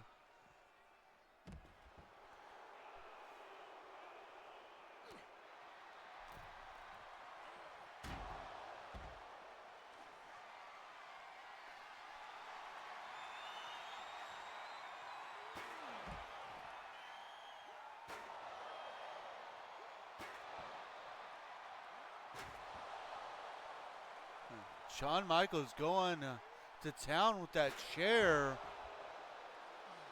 And I don't blame him. With all the mind games that Bray Wyatt has been playing, all the trash that he's been talking about Shawn Michaels and his faith.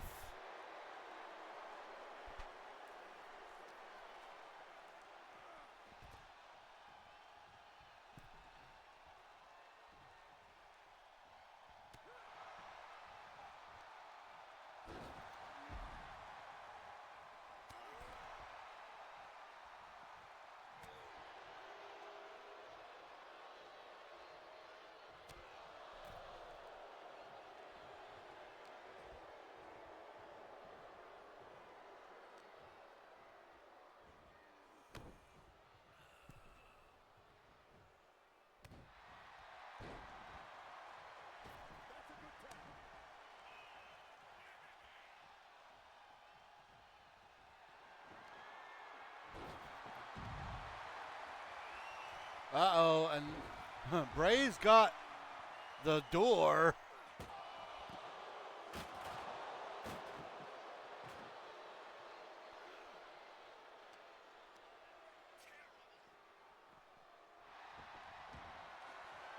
Now it's Michael's turn.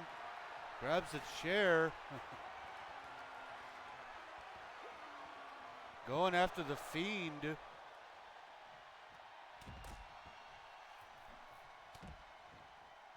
The door to the Funhouse. That was the original idea I had. That's why I chose. The door is actually was part of the ECW DLC. But I thought it would fit this match. And I was honestly hoping someone would pull it out.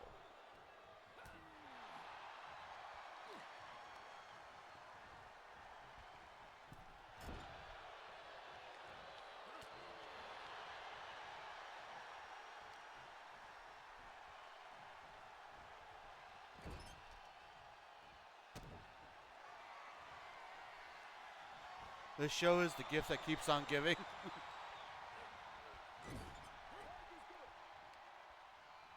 And I never thought of Shawn Michaels and Shawn Michaels double teaming Bray Wyatt.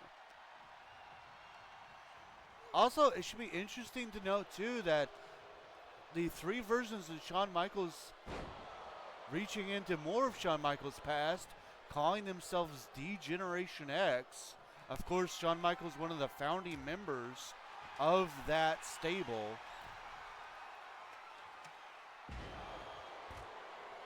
Meanwhile, Bray's group calling themselves, I know the announcer said Faces of Fear, but they're actually calling themselves the Funhouse.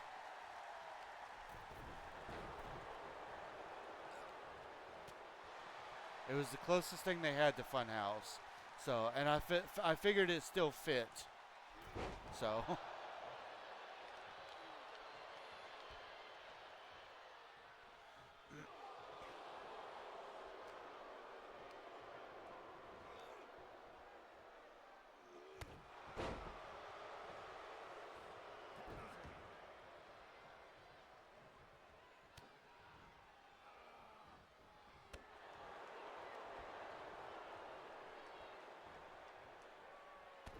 Ooh, massive headbutt to the back.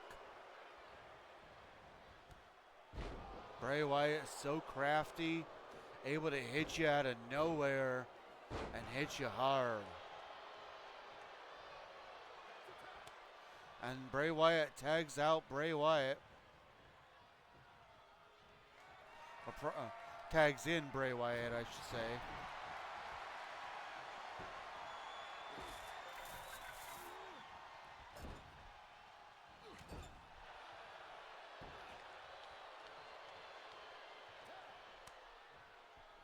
And Bray Wyatt tags in the Fiend, Bray Wyatt.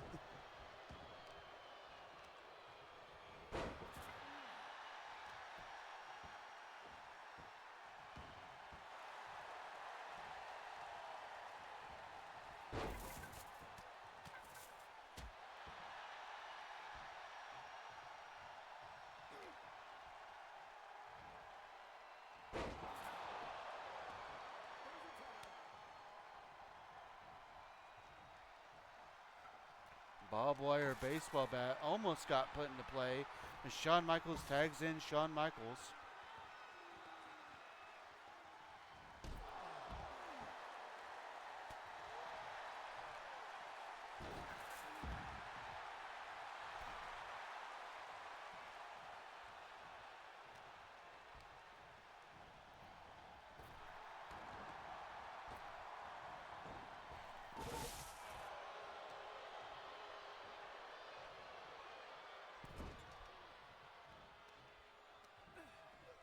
And now the Fiend just trying to choke Michaels. Oh, and even more.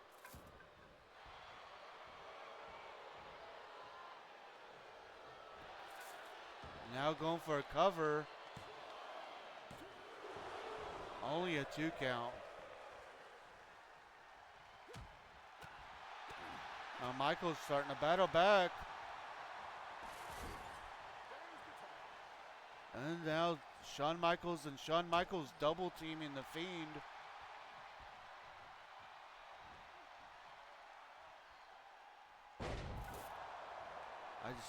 I still can't get over the fact that we have 3 Shawn Michaels and 3 Bray Wyatts in one match.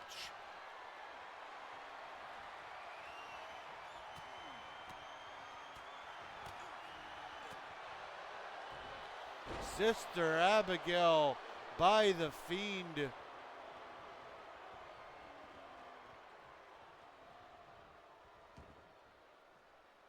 Now the Fiend going after a weapon.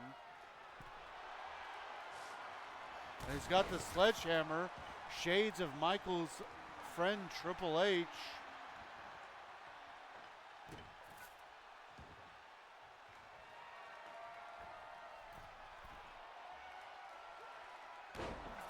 Dive from the top rope into the cover. Bray Wyatt saves the match for his team. Oh, and now Michaels with the barbed wire covered baseball bat.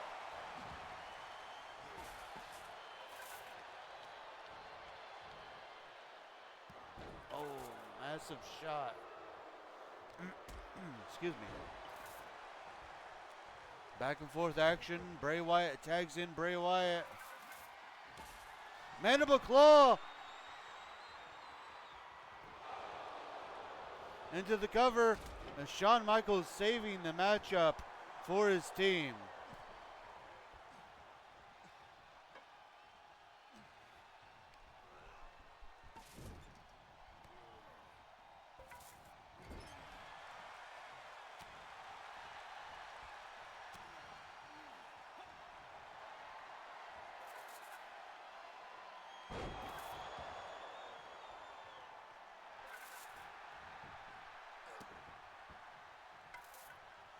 And to think, this also all started because Bray feels that Shawn Michaels cheating him out of the Pure Honor Championship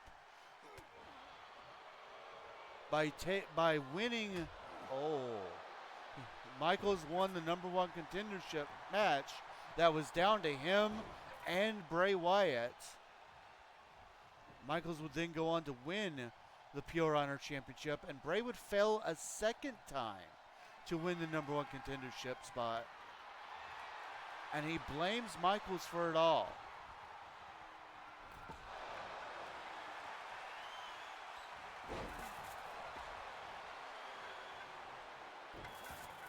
Tag out to the Fiend as this younger version of Michaels is getting a little bit too cocky.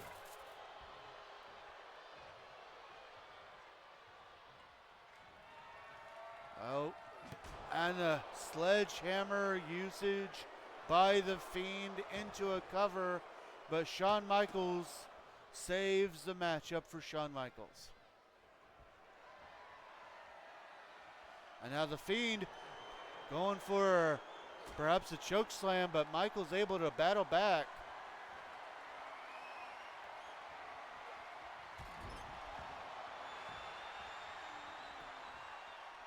To a cover. Only a 1 count.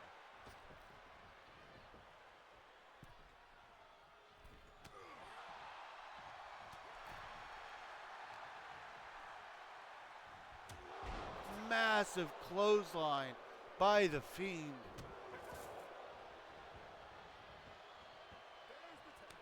And Fiend Bray Wyatt tags in Cult Leader Bray Wyatt. As younger Shawn Michaels tags in middle Shawn Michaels. Mid-age Shawn Michaels.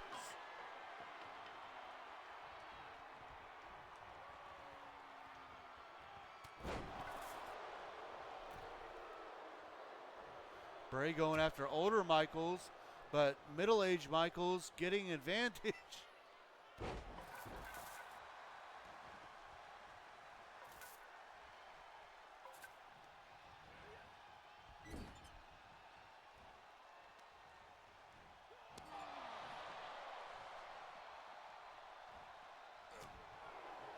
Reversal.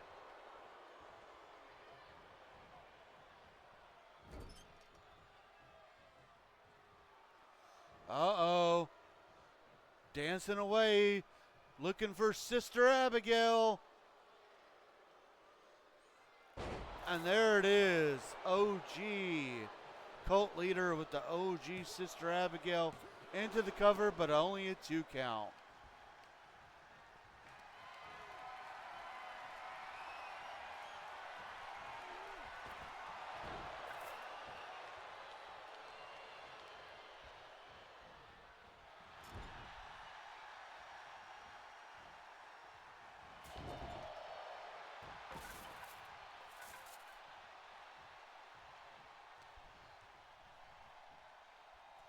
Pile driver by Michaels.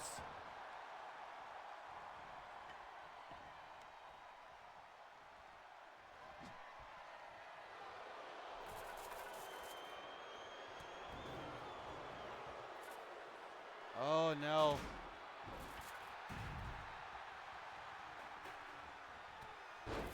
Bray, interesting enough, not going for the green steps, but the red steps.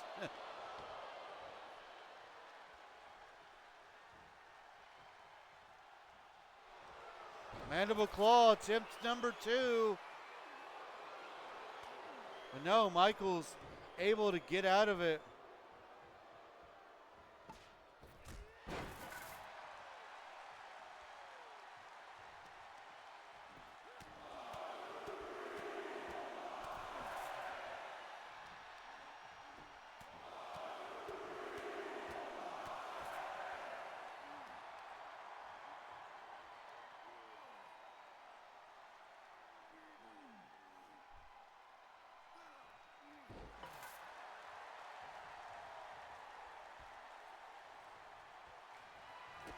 Sweet chin music into a cover, but Bray Wyatt breaks up the pinfall.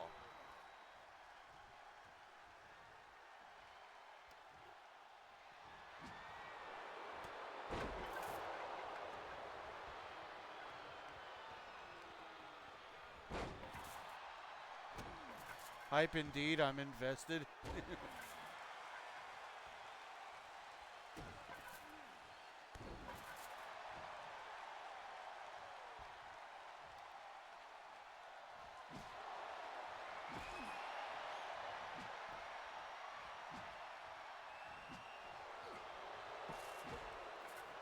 Bray Wyatt reversing the baseball bat hit. Ripcord clothesline by Wyatt. Uh-oh. He decides to do some taunting, and that might be the downfall as Shawn Michaels tags in the older Shawn Michaels, the oldest Shawn Michaels.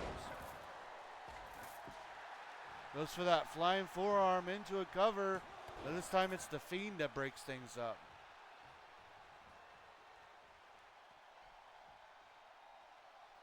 Now Michaels going after the red steps.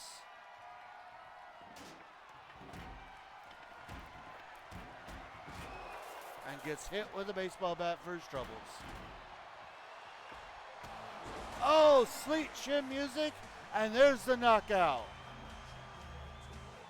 Here are your winners, Shawn Michaels, and Shawn Michaels, D-Generation X. No.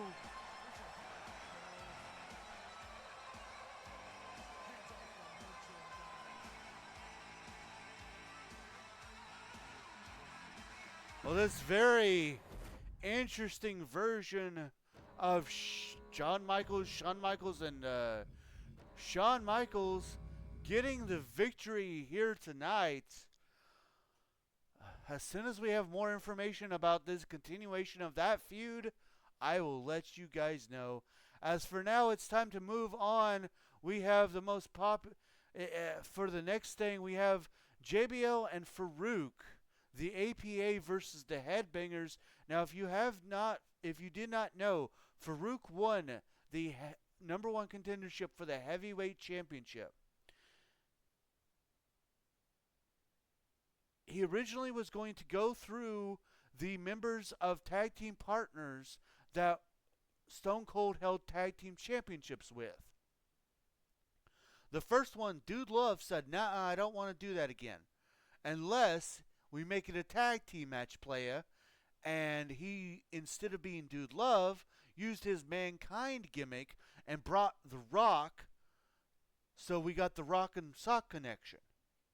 Farouk decided to enlist the help of his old friend Bradshaw by making a deal with him and the $1 Million Man Ted DiBiase. That deal being that JBL would reform the APA with Farouk on one condition. And that condition is that if Farouk wins the RWF Heavyweight Championship, then at the next big event, which will be the Royal Rumble, it will be JBL versus Farouk for that title.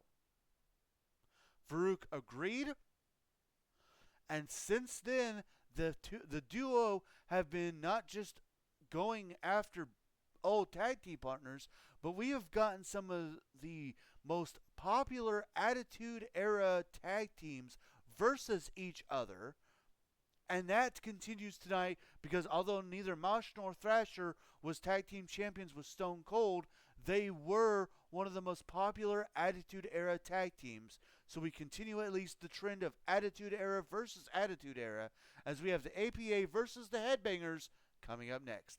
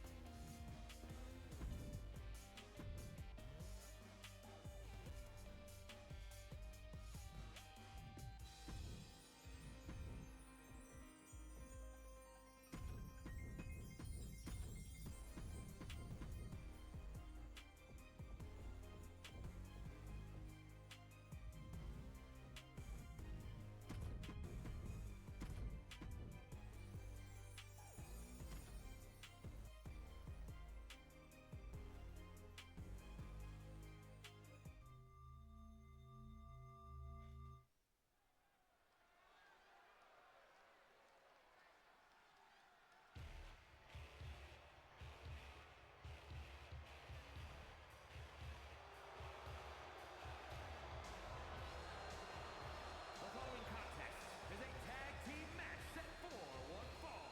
On the way to the ring, at a combined weight of 565 pounds, JBL and Farouk, the APA. And here they come. Two of the toughest son of a guns in RWF.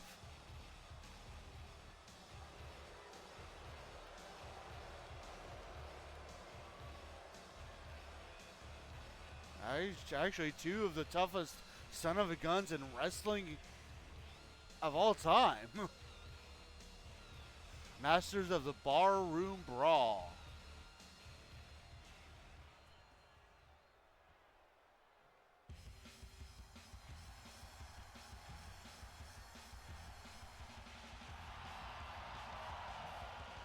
And their opponents, at a combined weight of 488 pounds, Mosh and Thrasher, the Headbangers. The two men who believe that real men wear skirts. Another of the very tough duo.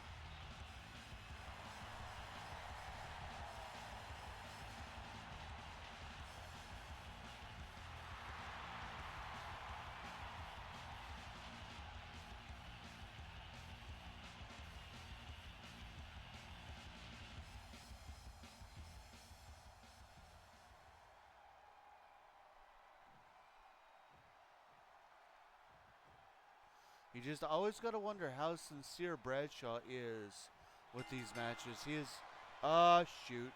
I didn't do the thing. I'm sorry. I was about to say the same thing. I'm sorry. I forgot to make it, I forgot to make a computer versus computer.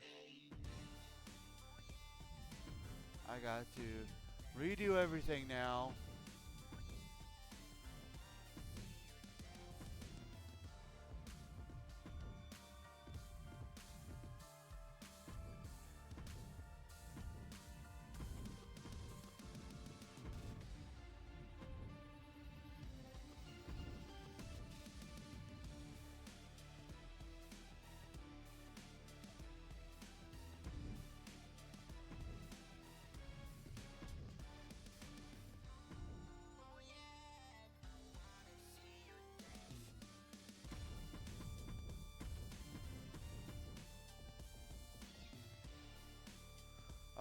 I was about. Reminds me of Cletus and Leroy with the head knocking. I was about to say the same thing. Hopefully, Ben sees what I typed about the Leroy, Cletus and Leroy. I can see that.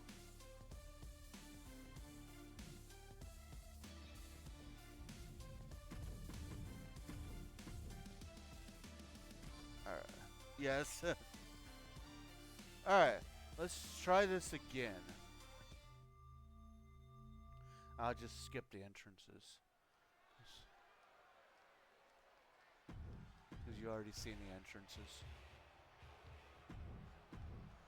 Alright. Try number 2.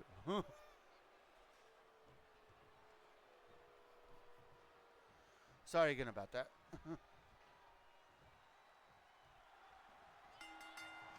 There we go. Now we got our proper match going.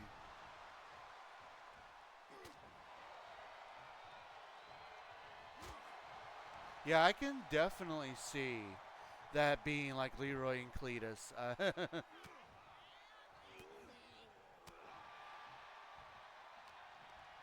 The Bushwhackers were still around, although not quite as prominent. I do believe they were still around when the Headbangers were, at least first started.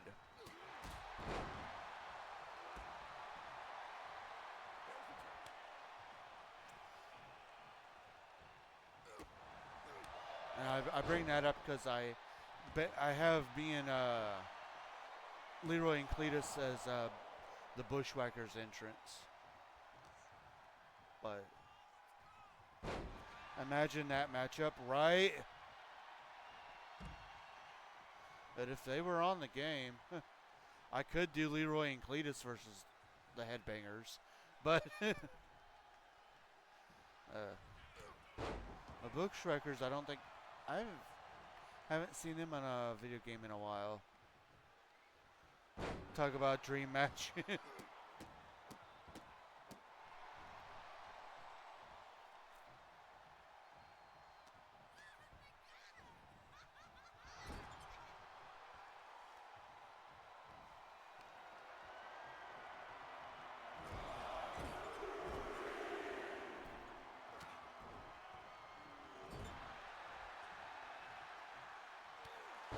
And there's a tag out to both Bradshaw and I think that's Mosh.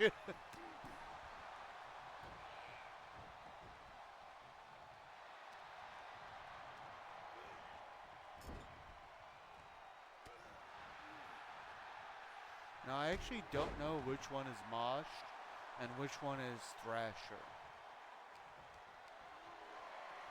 I do know whichever one was Mosh, they tried to, after they split up the Headbangers, they tried to give him a very, very bad parody gimmick where he was going to parody like a Leave It to Beaver character. But it was like very, neither do I, but it was very like the innuendos of like him and his quote unquote mom figure were like doing naughty things was just, it was just like, it was his name was going to be Beaver Cleavage. And his mom was like Mrs. Cleavage. And it was stupid. And then that didn't go anywhere.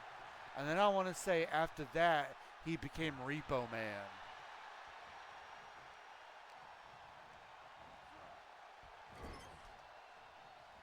Sounds terrible. It was. I don't even think he ever got to a wrestle a match. I remember that gimmick. Yikes. Yeah, I want to say all that ever happened was they had some vignettes and maybe one promo and then scrapped it. Farouk looking for a pinfall. Only one count.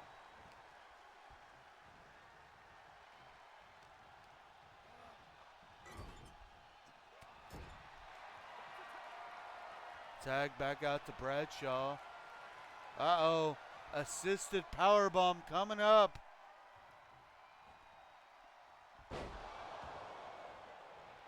Into a cover. And the other headbanger, that is, I think, Thrasher, breaks up the pin.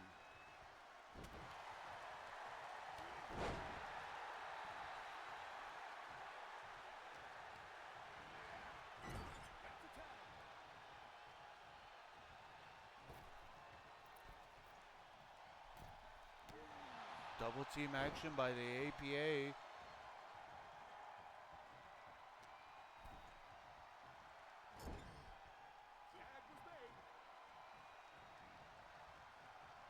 More tag team.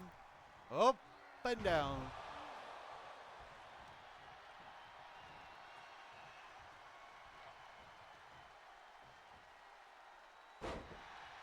I have also learned that per the agreement of JBL tagging with Farouk, he will not be in Farouk's corner at the Survivor Series. So we don't have to worry about it being a 2-1 situation with Stone Cold. And apparently Farouk was 100% okay with this, as he wants to prove that he can win the title on his own.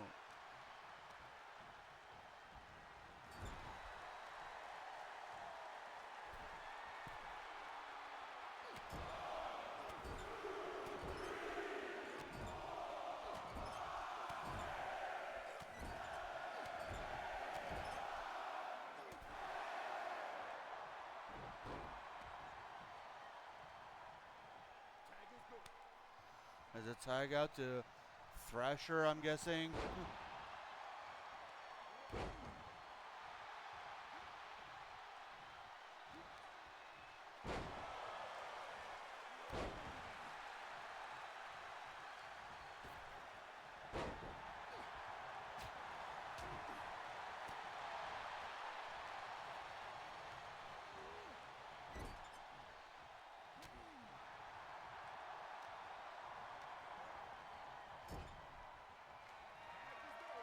Tag out to JBL.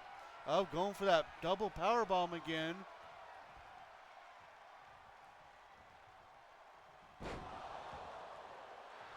Looking for another cover. And a breakup.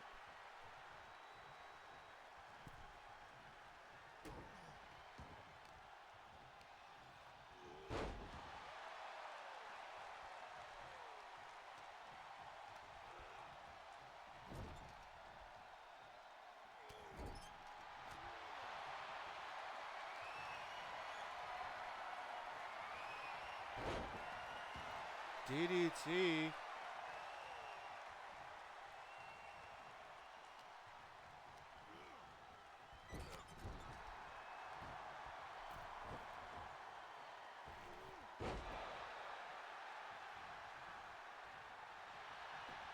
Looking for a cover. And a kick out at 1.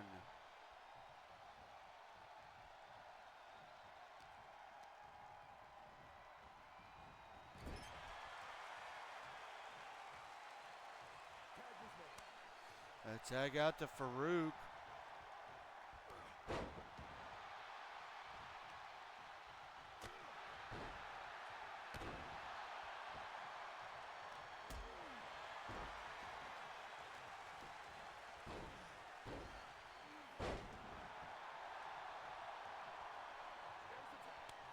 Tag out to JBL.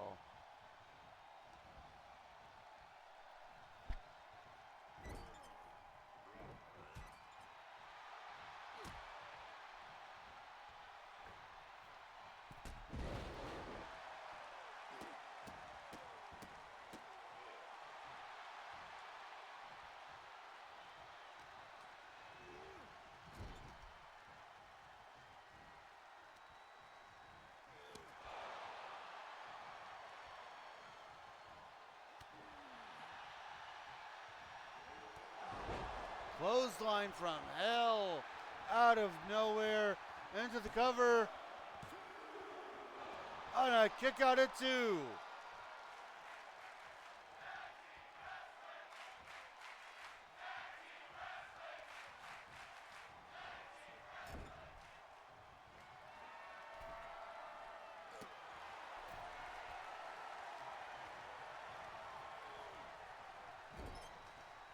And the headbanger's in control for the moment.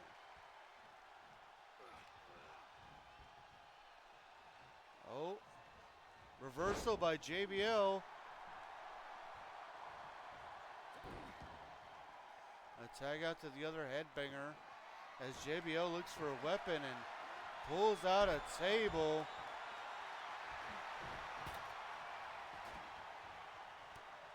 But doesn't get a chance to use it.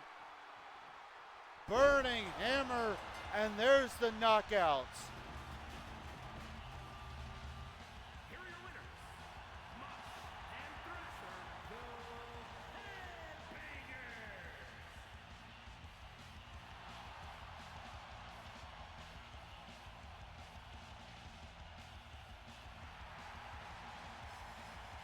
Well, I can't say I expected this.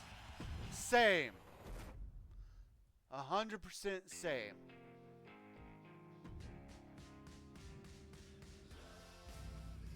Well, next up, we have an interesting match, to say the least. Earlier tonight, if you were with us, you saw the way Candice LeRae and Indy Hartwell go against Power and Glory. Well, Power and Glory was actually Liv Morgan and Raquel Rodriguez. They were actually inspired to rebel against the fans by a different group that debuted a few weeks ago, a group calling themselves the Misfits, Cora Jade and Meechin, who actually straight up said that they are tired of the fact that you, the fans, love Shotzi and Tegan Knox so much that you keep giving because of you, they keep getting opportunity after opportunity after opportunity, while Cora Jade and Meechin haven't gotten anything.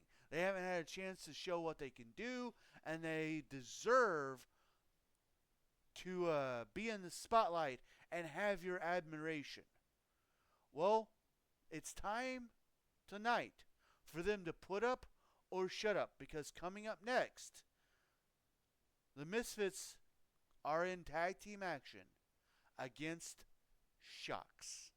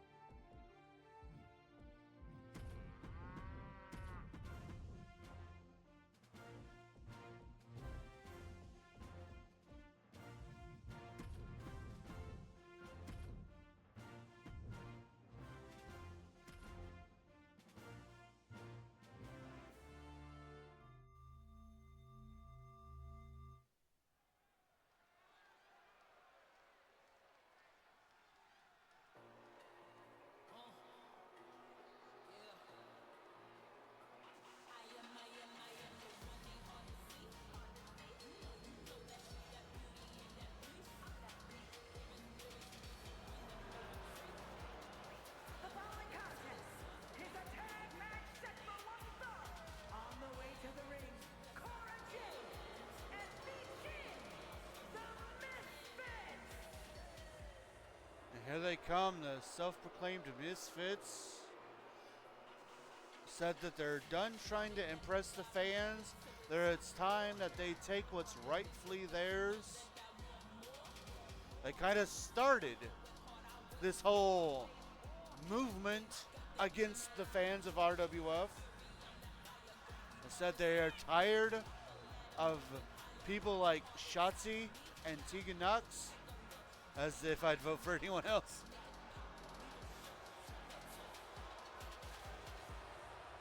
They're tired of people. We're a couple of misfits, not a couple of nitwits.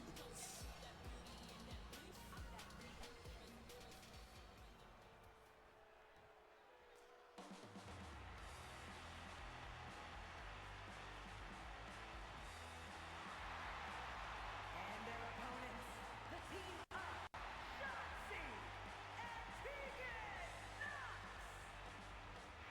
here comes what might possibly be the most popular tag team in RWF history.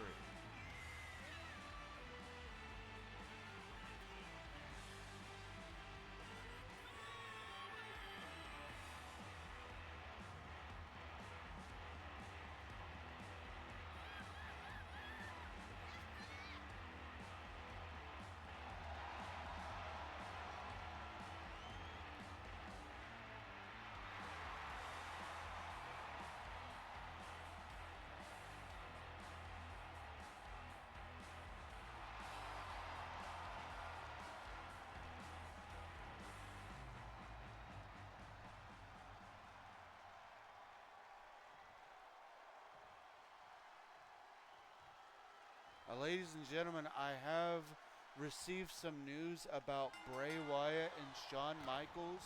I will refrain from revealing the information until after this match is over, as to not take away from these ladies. But please do stay tuned, as we have a massive announcement after this match involving the feud between Bray Wyatt and Shawn Michaels. But for now, we have the team of Shotzi and Tegan Knox versus Cora Jade and Michin.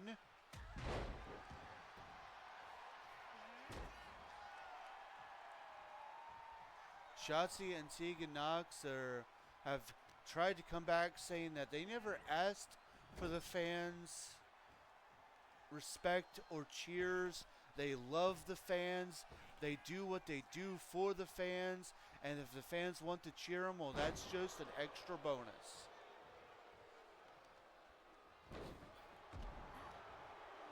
They want to make sure that they do everything in their power to leave the fans with their money's worth here tonight and every other night, and want to come back for more.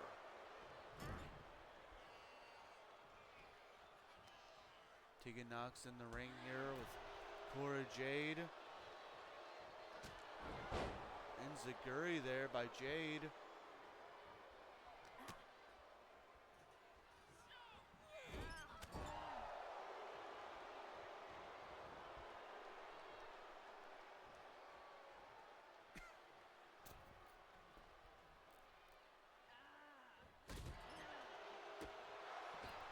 Oh, reversal there by Knox.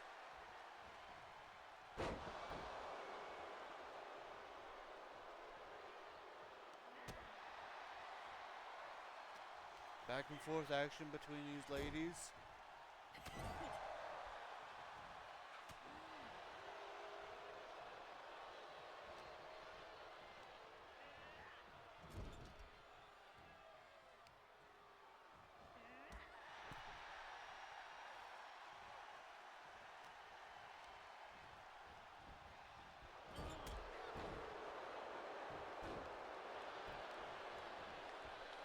Looking for a cover.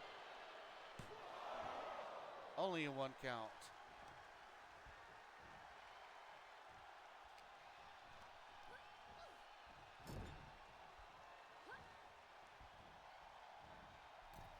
Oh, sliced bread, shades of Shotzi.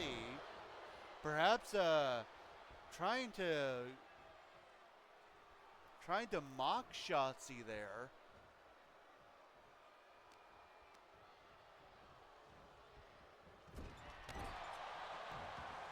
Big splash in the corner, but only a one count.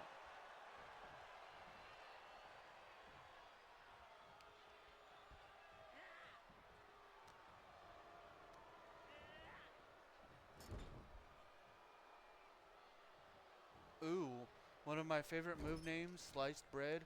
Love when Brian Kendrick would use it. Yeah.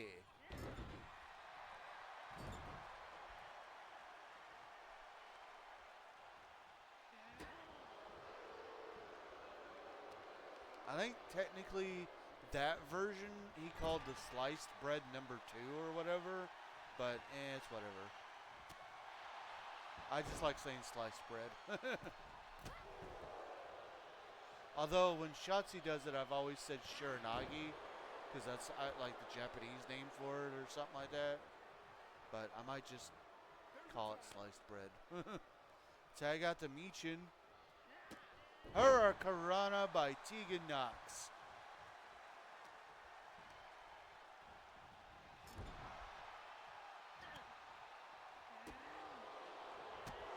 Oh, massive kick.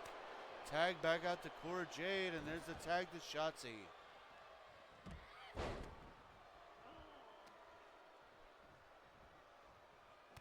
Ooh, need a face. Uh-oh. Kendo stick. But we should be able to actually use it. So many times we see somebody get a...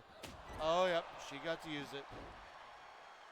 I was going to say, so many times we see somebody get a weapon, but they're not able to use it.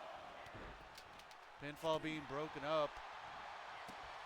This match turning a little chaotic here.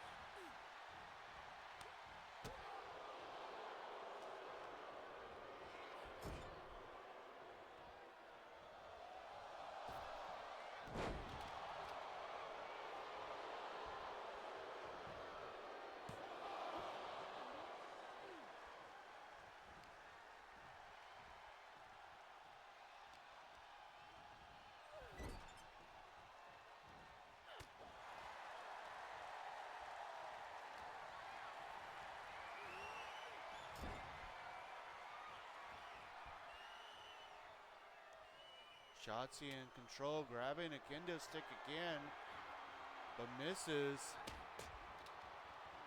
Cora Jade taking advantage.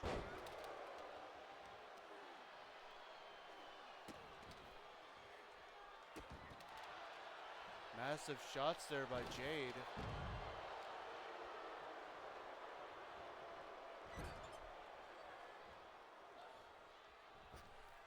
Ooh. Interesting choking maneuver there by Shotzi, using those long legs of hers.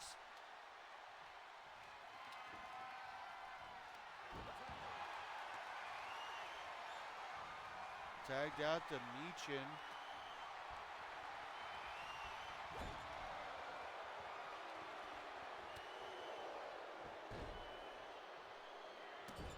She's got legs.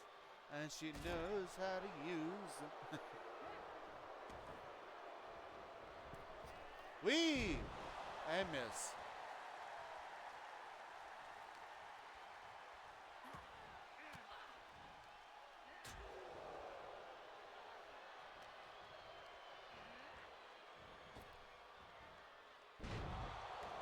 Flapjack by Meechin.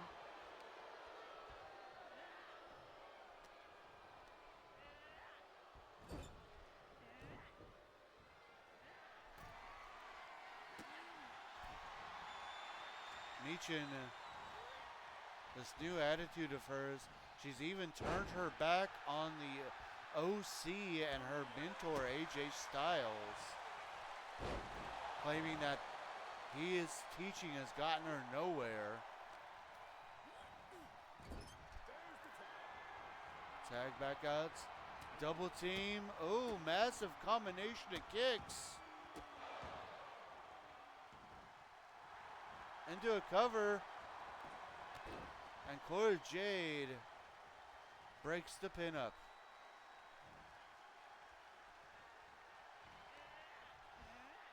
Choke slam by Tegan Knox into a cover, and a kick out of two.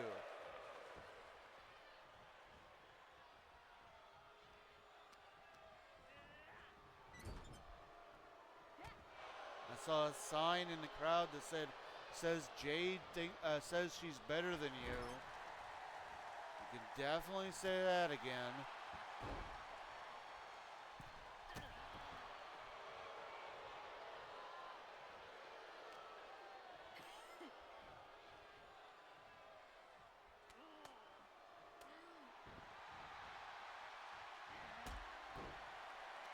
Uh-oh. Knee to the side of the head, into the cover, and Shotzi saves this matchup for her team.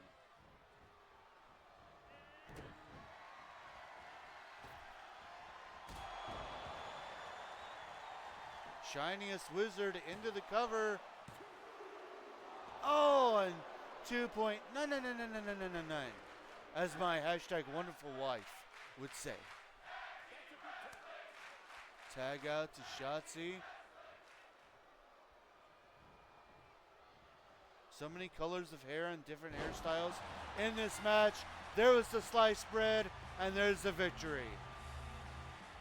Here are your winners, the team of Shotzi and Tegan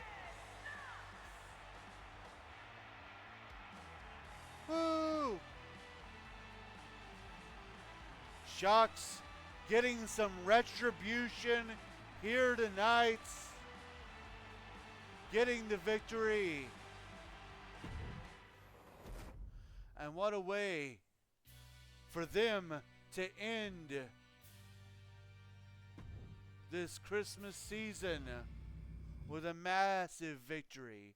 Well, ladies and gentlemen, now that their match is over, I have received information straight from the RWF president.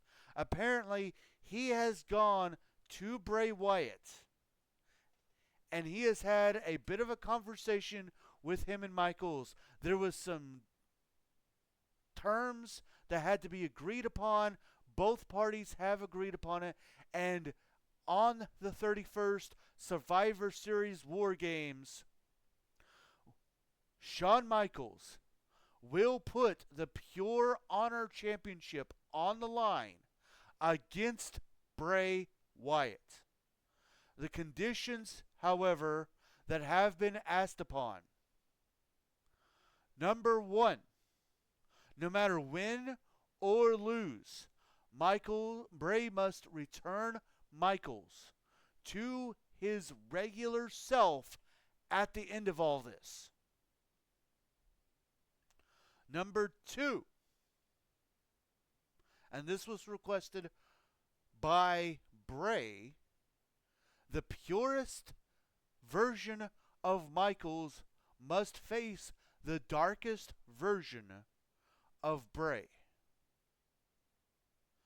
And the third thing that was agreed upon is that it will be a Falls Count Anywhere match. So no champion's advantage for Shawn Michaels. No count out victories. Falls Count Anywhere. So we are getting that at Survivor Series on the 31st. Speaking of Survivor Series, next up is our, if you were with us earlier,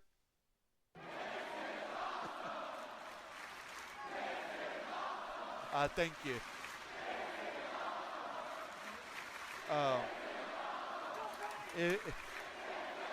I'm waiting for the. Okay. Thank you. If you were with us earlier, you saw the 4 members of the Authority compete in a 4-man elimination match to determine the entry order at War Games, the main event. This next week, we now are going to have that same match, but this time with the 4 members who represents Eric Bischoff's NWO. That's coming up next.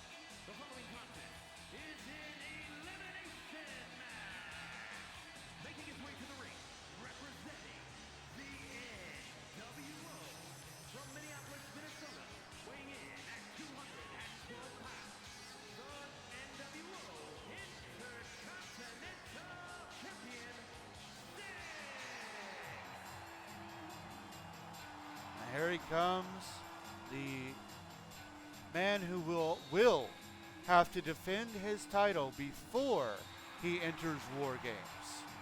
So you know that he's going to be trying his best to enter the War Games last. Because he's going to have to compete before the match.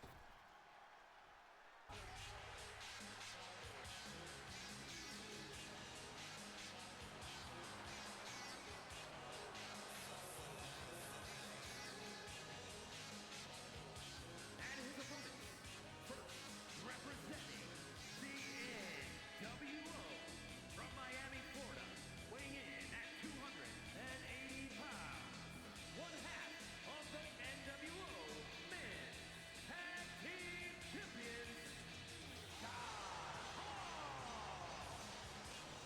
Another man. Both him and Kevin Nash will also have to defend their tag team championships before they enter War Games.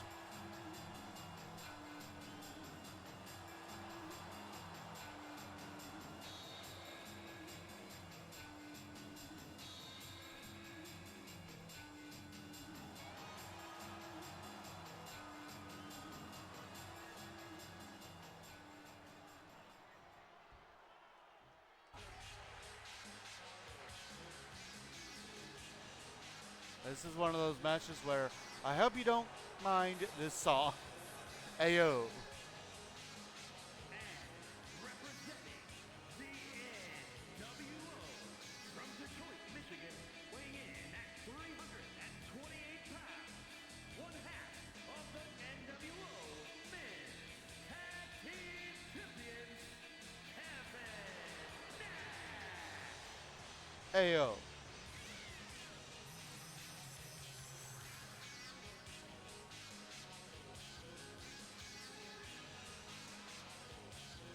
So you got to think that Nash, Hall, and Six are going to do everything in their powers to have to enter that match.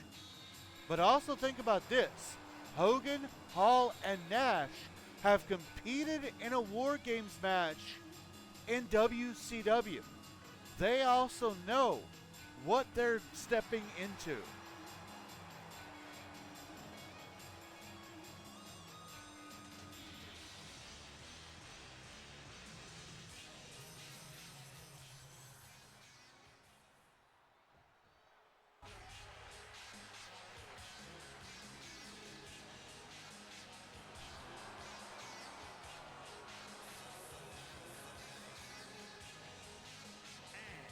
Representing the NWO from Hollywood, California, weighing in at 302 pounds, Hollywood Hogan.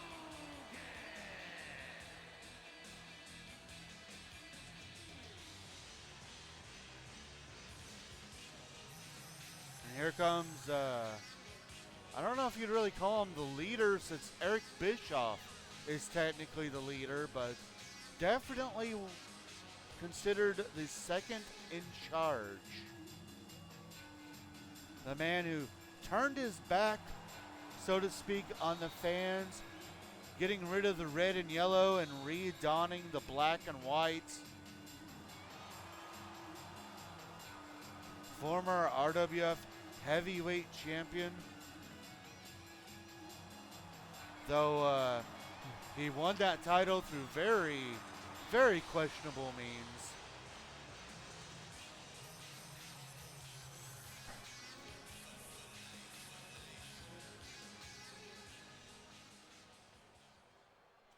I got to get my thing up here so I'm keeping track of who loses when.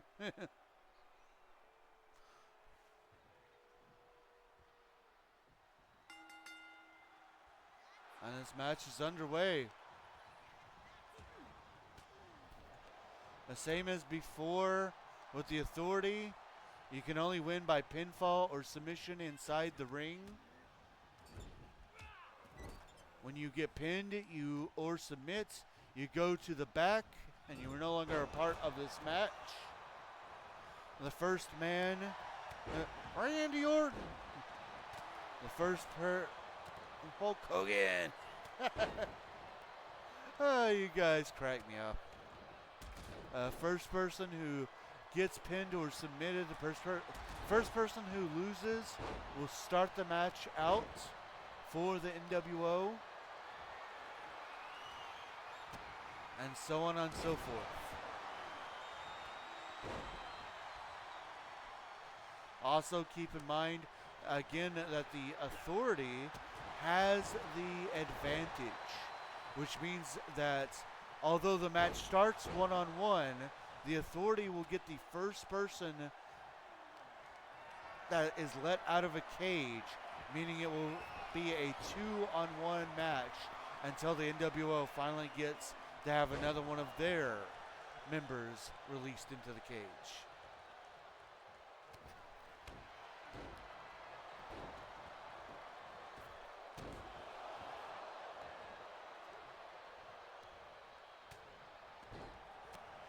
Might be the wifey's turn to go to sleep. Hey, I completely understand if you do. We've got a tag team match, another tag team match between the Kabuki Warriors and Katana Chance and Kane Carter, and then the Jimmy versus Jay match. And of course, you can always rewatch it either on YouTube or Twitch.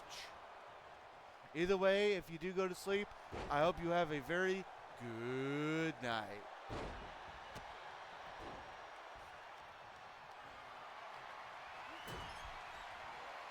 Boo.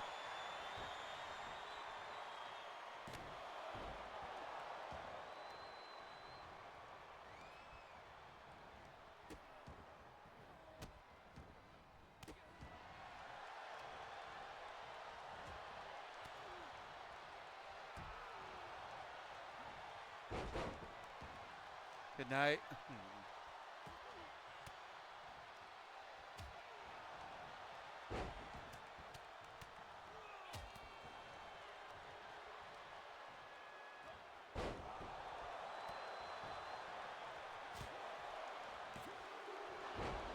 Oh, 6 almost got the first loss there.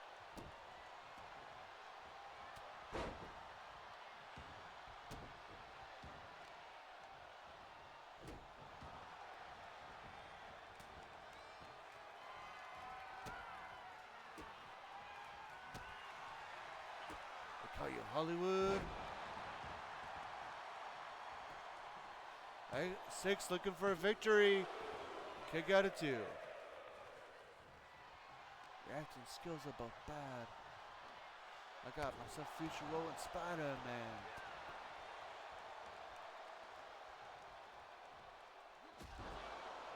Big boot by Hogan.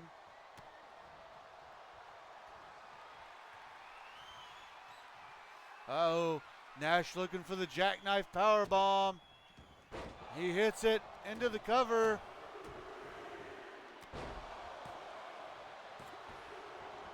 Kick out of 2. Nash trying to take out 6. And another kick out of 2.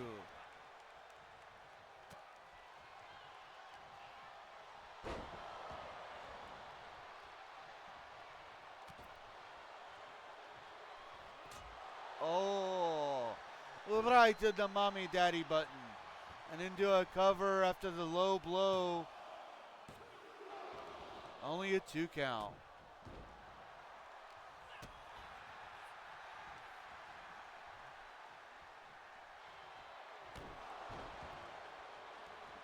Rib breaker there by Nash. Ooh, Nash chunking Hogan outside the ring.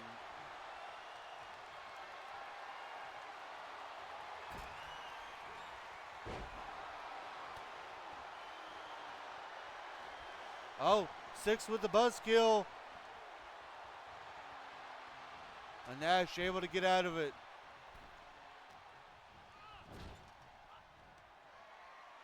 Oh, scoop and slam followed by the big leg from Hulk Hogan into the cover. Oh, and Hulk somehow kicks out.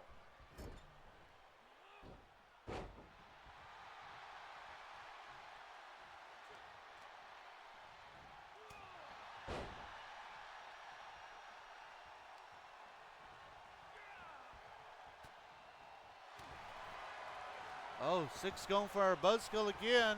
This time on Hall. And will Hall? Oh, say goodbye to the bad guy. It looks like Scott Hall will start the match off for Team NWO inside of War Games.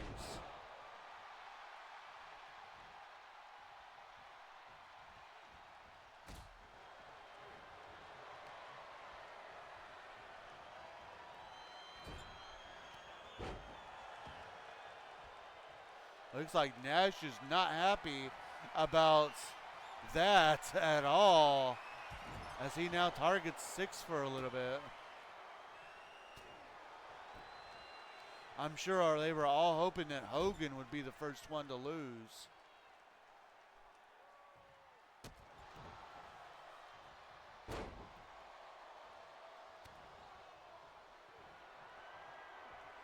Oh, jackknife. Oh no, Six able to get out of it. Going for something, but Nash just too big and powerful. Oh, another big boot there into a cover. And that's enough. That's enough for Six to get out of this match, meaning he'll be the second man to enter War Games.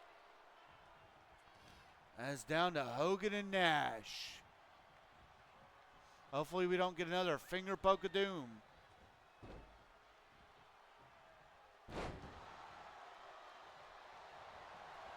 Into a cover. A kick out of two.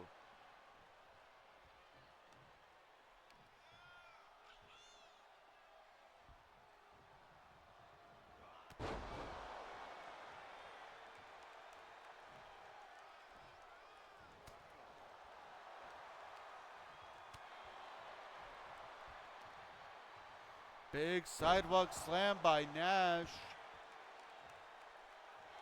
Looking to put it away. And Hogan kicks out. Nash is definitely not happy. Oh, jackknife. Running jack. Oh, just vicious powerbomb into the cover. And Hogan still kicks out.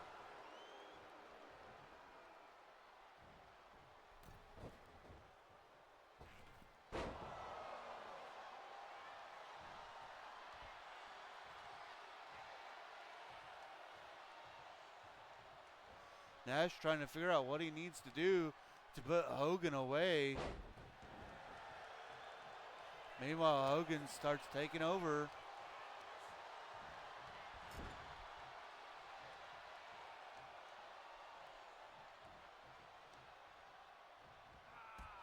Oh, targeting the leg.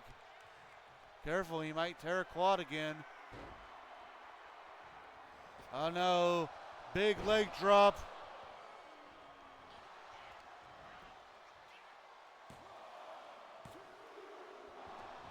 Oh no, I thought it was over for sure, but somehow Nash still stays in this.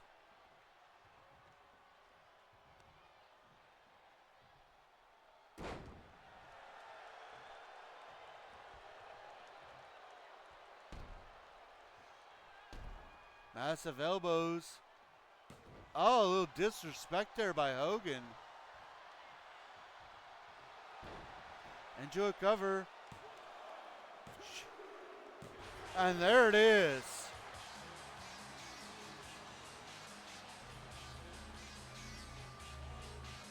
Here is your winner, Hollywood Hogan.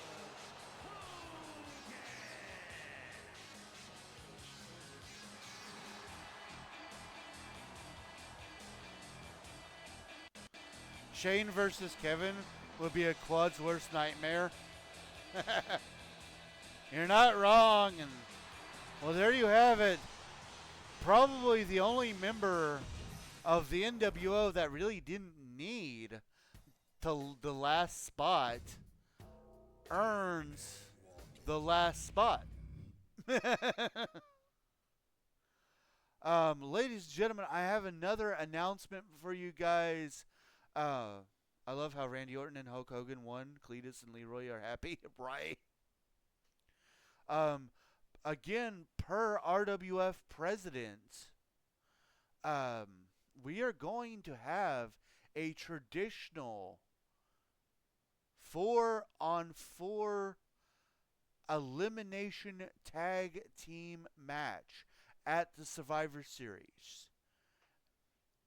It will be Power and Glory, Liv Morgan and Raquel Rodriguez, teaming up with the Misfits, Cora Jade and Michin, to take on the teams of The Way, Candice LeRae and Indy Hartwell, and Shox, Shotzi, and Tegan Knox, to put this whole feud that they are having away once and for all. I am happy to announce that match for you.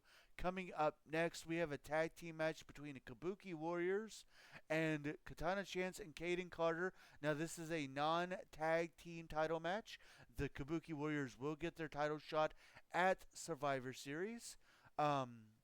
They are currently 2-2 in the War of Momentum. This will determine the last point, and whichever team does win this point will get to determine the stipulation for that tag team title match on the 31st. Tag team action coming up next.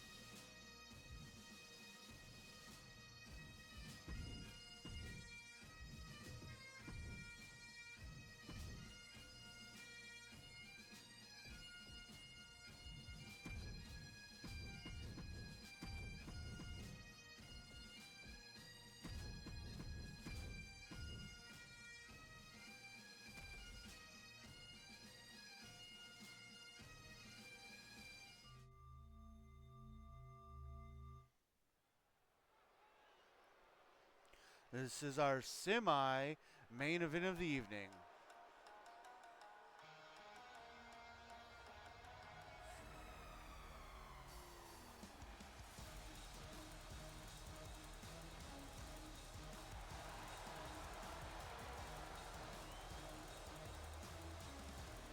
Hashtag Tampa.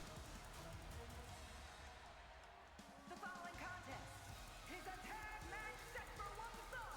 On the way to the ring, Asuka and Kairi Sane, the Kabuki Warriors.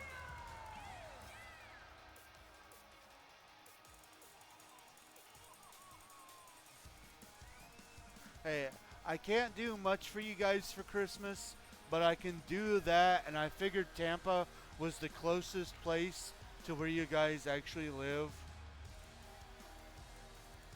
So,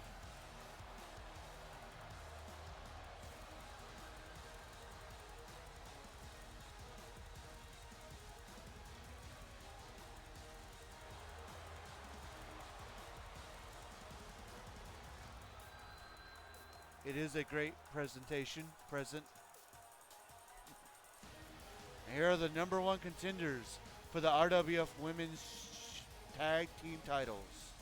Asuka, of course, a former RWF Women's Tag Team champion and former Women's champion.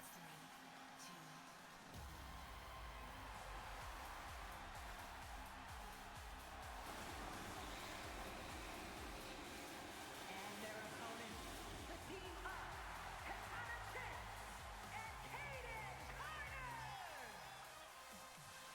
come the current champions. This will be their second title defense.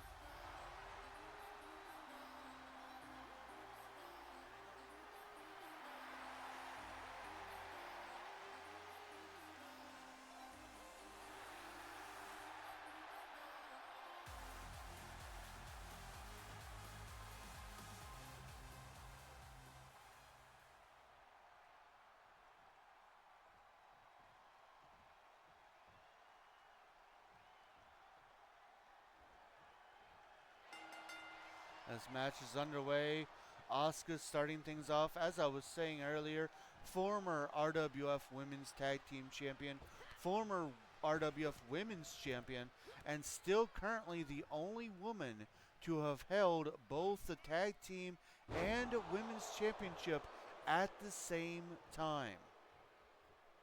But of course, at that point in time, she was teaming up with Shotzi as part of Shaska. Ended up turning her back on Shotzi and bringing in Kairi Sane and reforming the Kabuki Warriors. And for the longest time, they weren't that successful, but then, seemingly out of nowhere, they won the #1 contenderships, which have led us here tonight.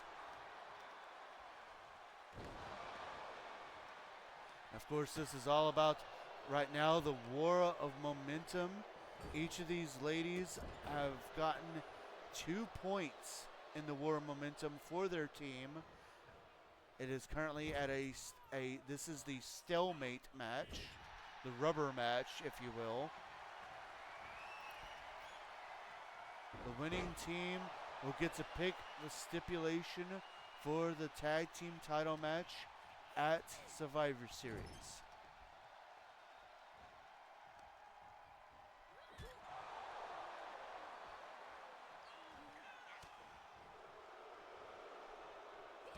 Katana Chance and Kid Carter, of course, taking the titles away from the Pretty Mean Sisters, and then had a very tough battle against Shocks and were able to somehow come out on top, successfully defending the titles.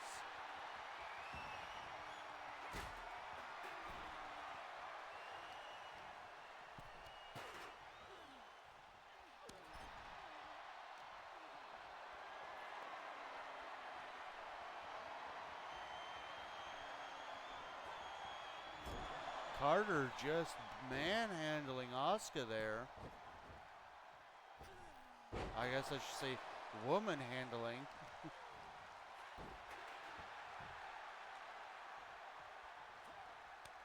Tag back out to Katana Chance.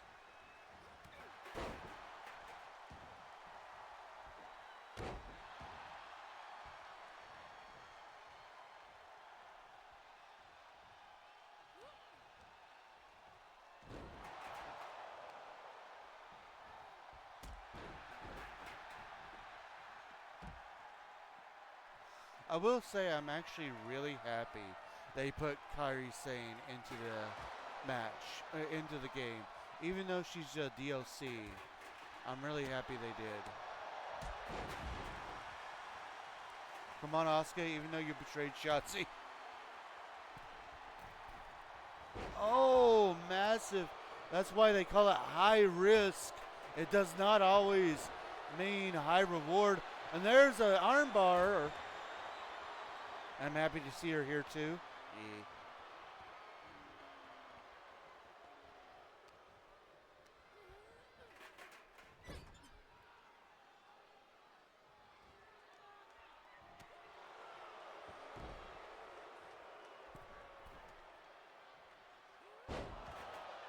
Asuka doing all she can into the cover.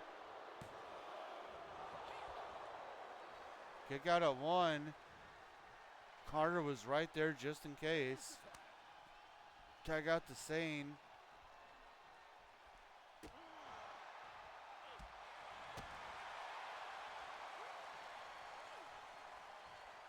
If they ever do a mixed match challenge again, they need to have Kairi Sane and Sami Zayn, so that way they can be Sane and Zayn.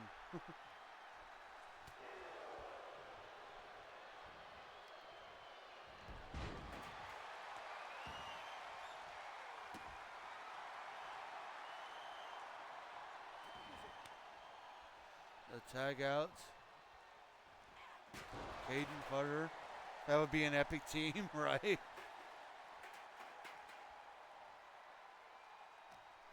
I highly doubt they would, but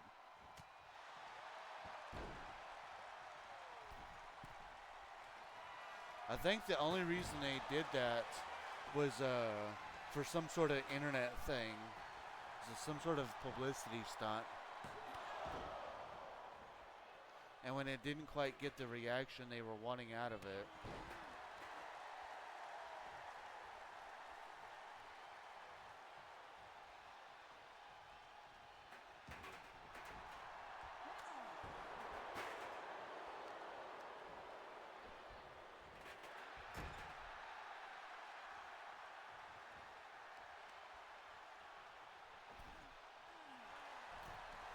Caden Carter in control here.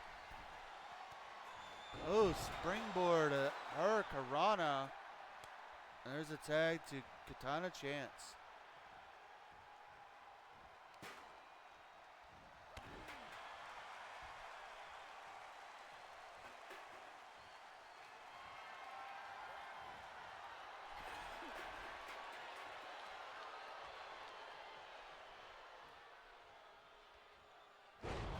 Ooh, massive DDT.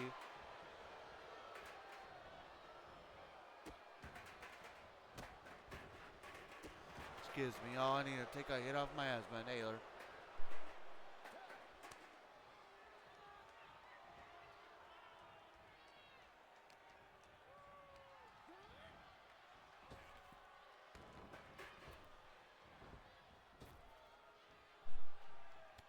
All right. Katana Chance in control of this matchup.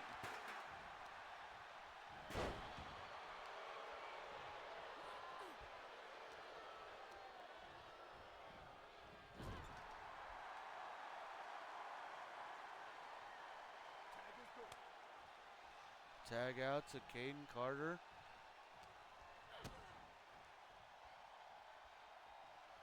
Oh, massive spine buster there.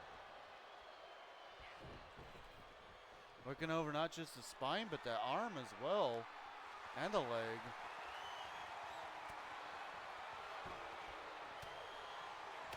Ooh, yes.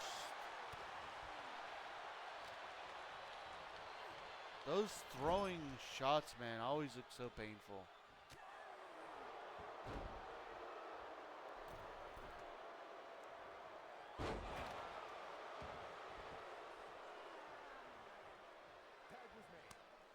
Tag out to Sane.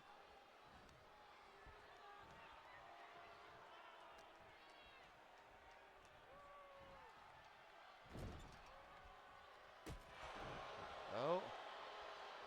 I think she's going for it. Yes, she is. Charging up. Can she hit it? Oh, she does. And she goes for the cover. And Chance breaks up the pin.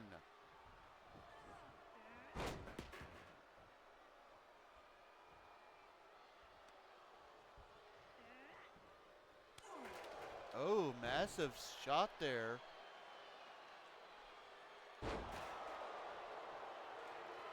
And now Sane going to the top rope. Looking for the insane elbow. She hits it into the cover. And that's it.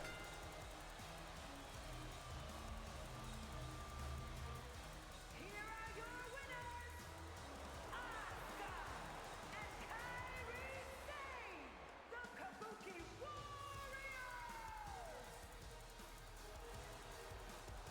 Oh, yeah.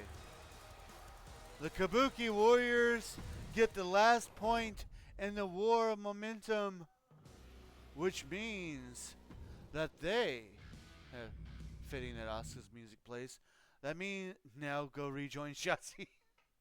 Now that means that the Kabuki Warriors will get to choose the stipulation for the tag team title match, as they now have a 1 point lead in the war of momentum. Well, ladies and gentlemen, we have reached our main event of tonight's show. Naughty versus Nice, the man who wants to take the title shot away from his very own flesh and blood brother. We have Jimmy versus Jay. Keep in mind that Jay is the current #1 contender to RWF United States title. And to make sure the action gets called right down the middle, our special guest referee, none other than Santa Claus. Main event time, coming up next.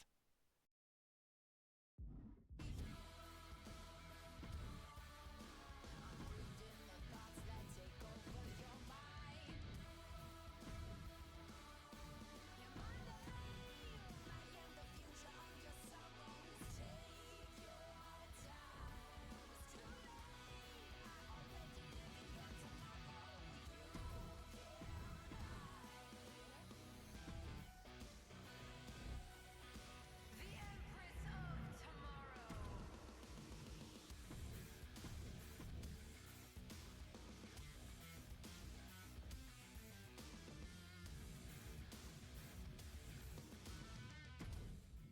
If you ever take a trip down to Cobb County, Georgia, you better read the signs, respect the law and order, use of high times.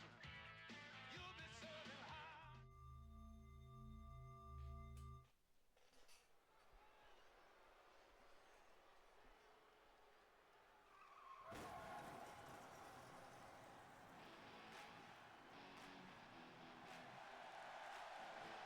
The following is a special guest referee match.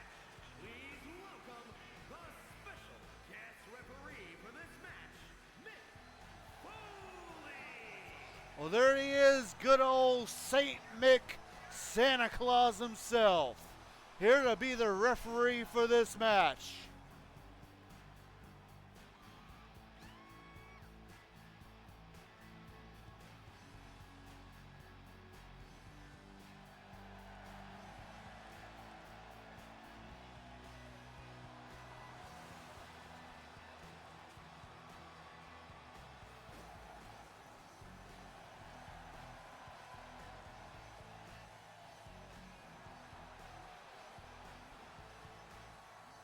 You know, it had to be Mama Claus's baby boy.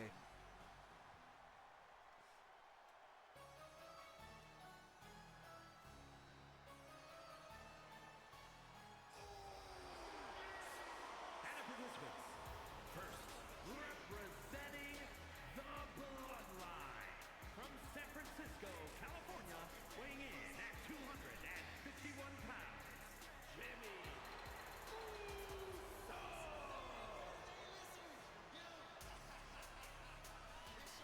And here he comes. He's already got a knockout victory in tag team action when him and Solo Sikoa defeated Jay Uso and Macho Man Randy Savage last week. Hashtag no yeet.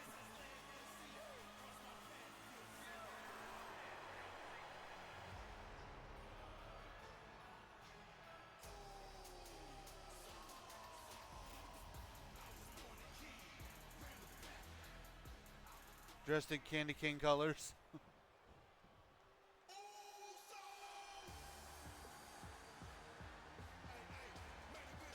Perhaps trying to appease St. Mick.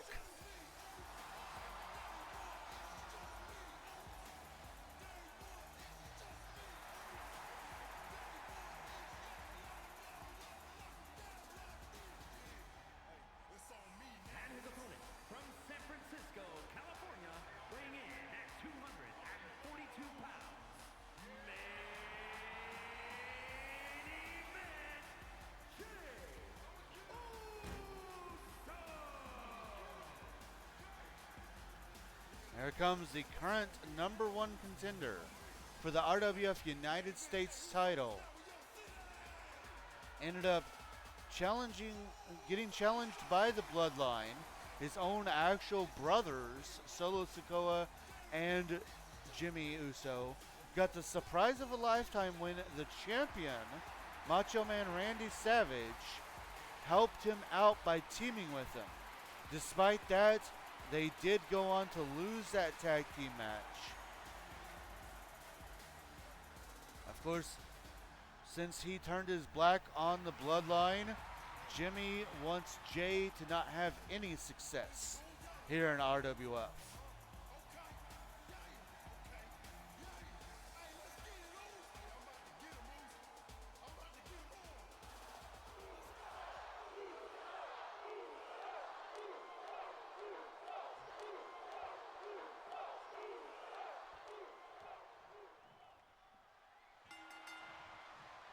And here we go with this match. St. Mick doing the refereeing as brother versus brother, Naughty versus Nice.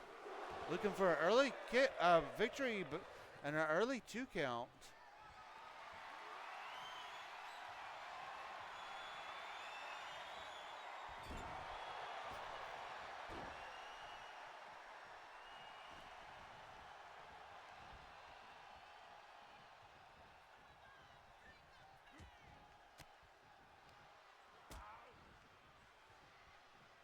That Santa outfit for Mick is just great. Thank you. I'm a little disappointed in the coat because they didn't really have any good coat options, but I love the this part of it. Like, it's perfect.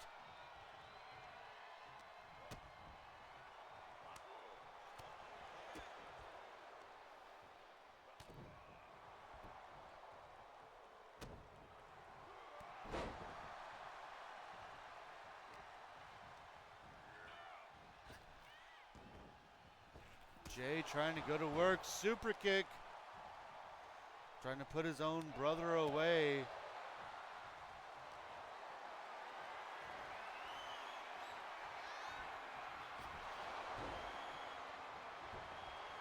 Into a cover here. And Jay able to kick out at 2.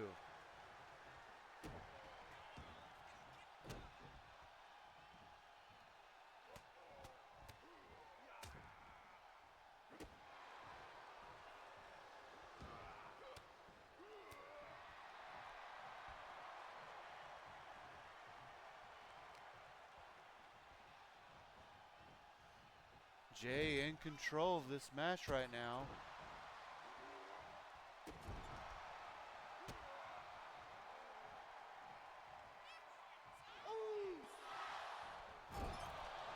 Running hip attack into a cover. Only a 2 count. Oh no, Jay super kicks St. Mick. That's not very nice of him.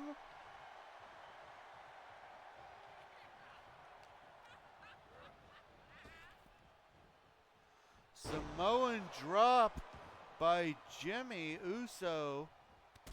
And now St. Mick gets a little bit of payback against the current #1 contender. Super kick, double super kick into a cover. And only a 2 count. Is Jay the naughty one? That's a very good question there.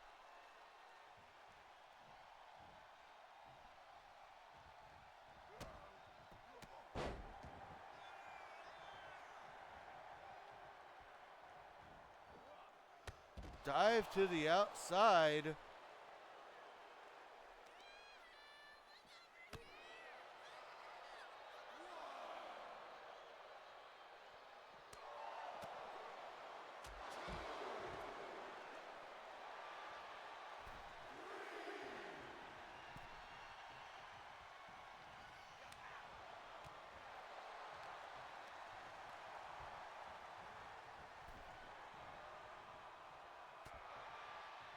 These two continue this The war they got going on.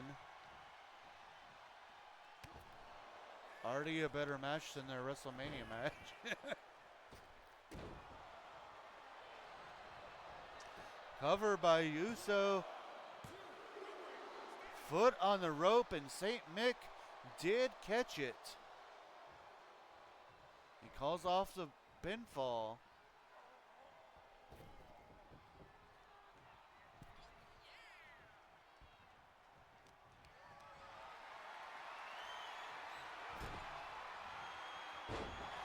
Tossing Jimmy around.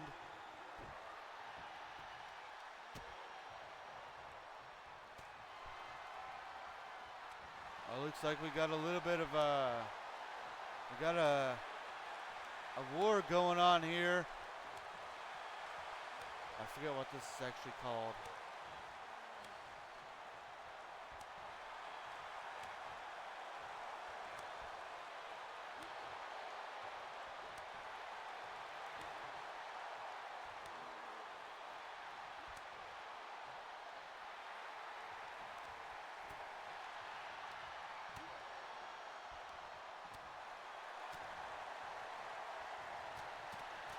Oh, a little stalemate here by these guys.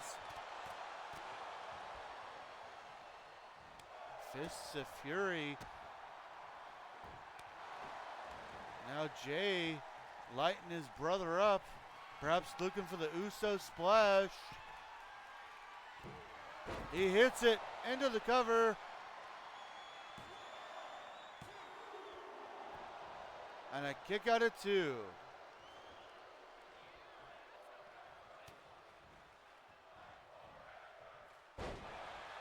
Neck breaker into the cover. And another kick out of 2.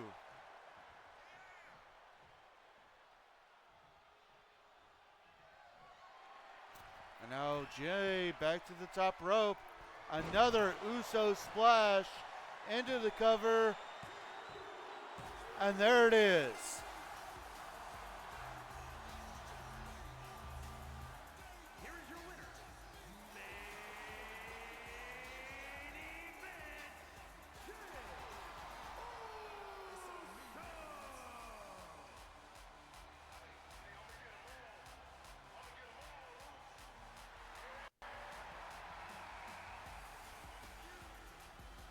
Did naughty or nice win? I'm not quite sure.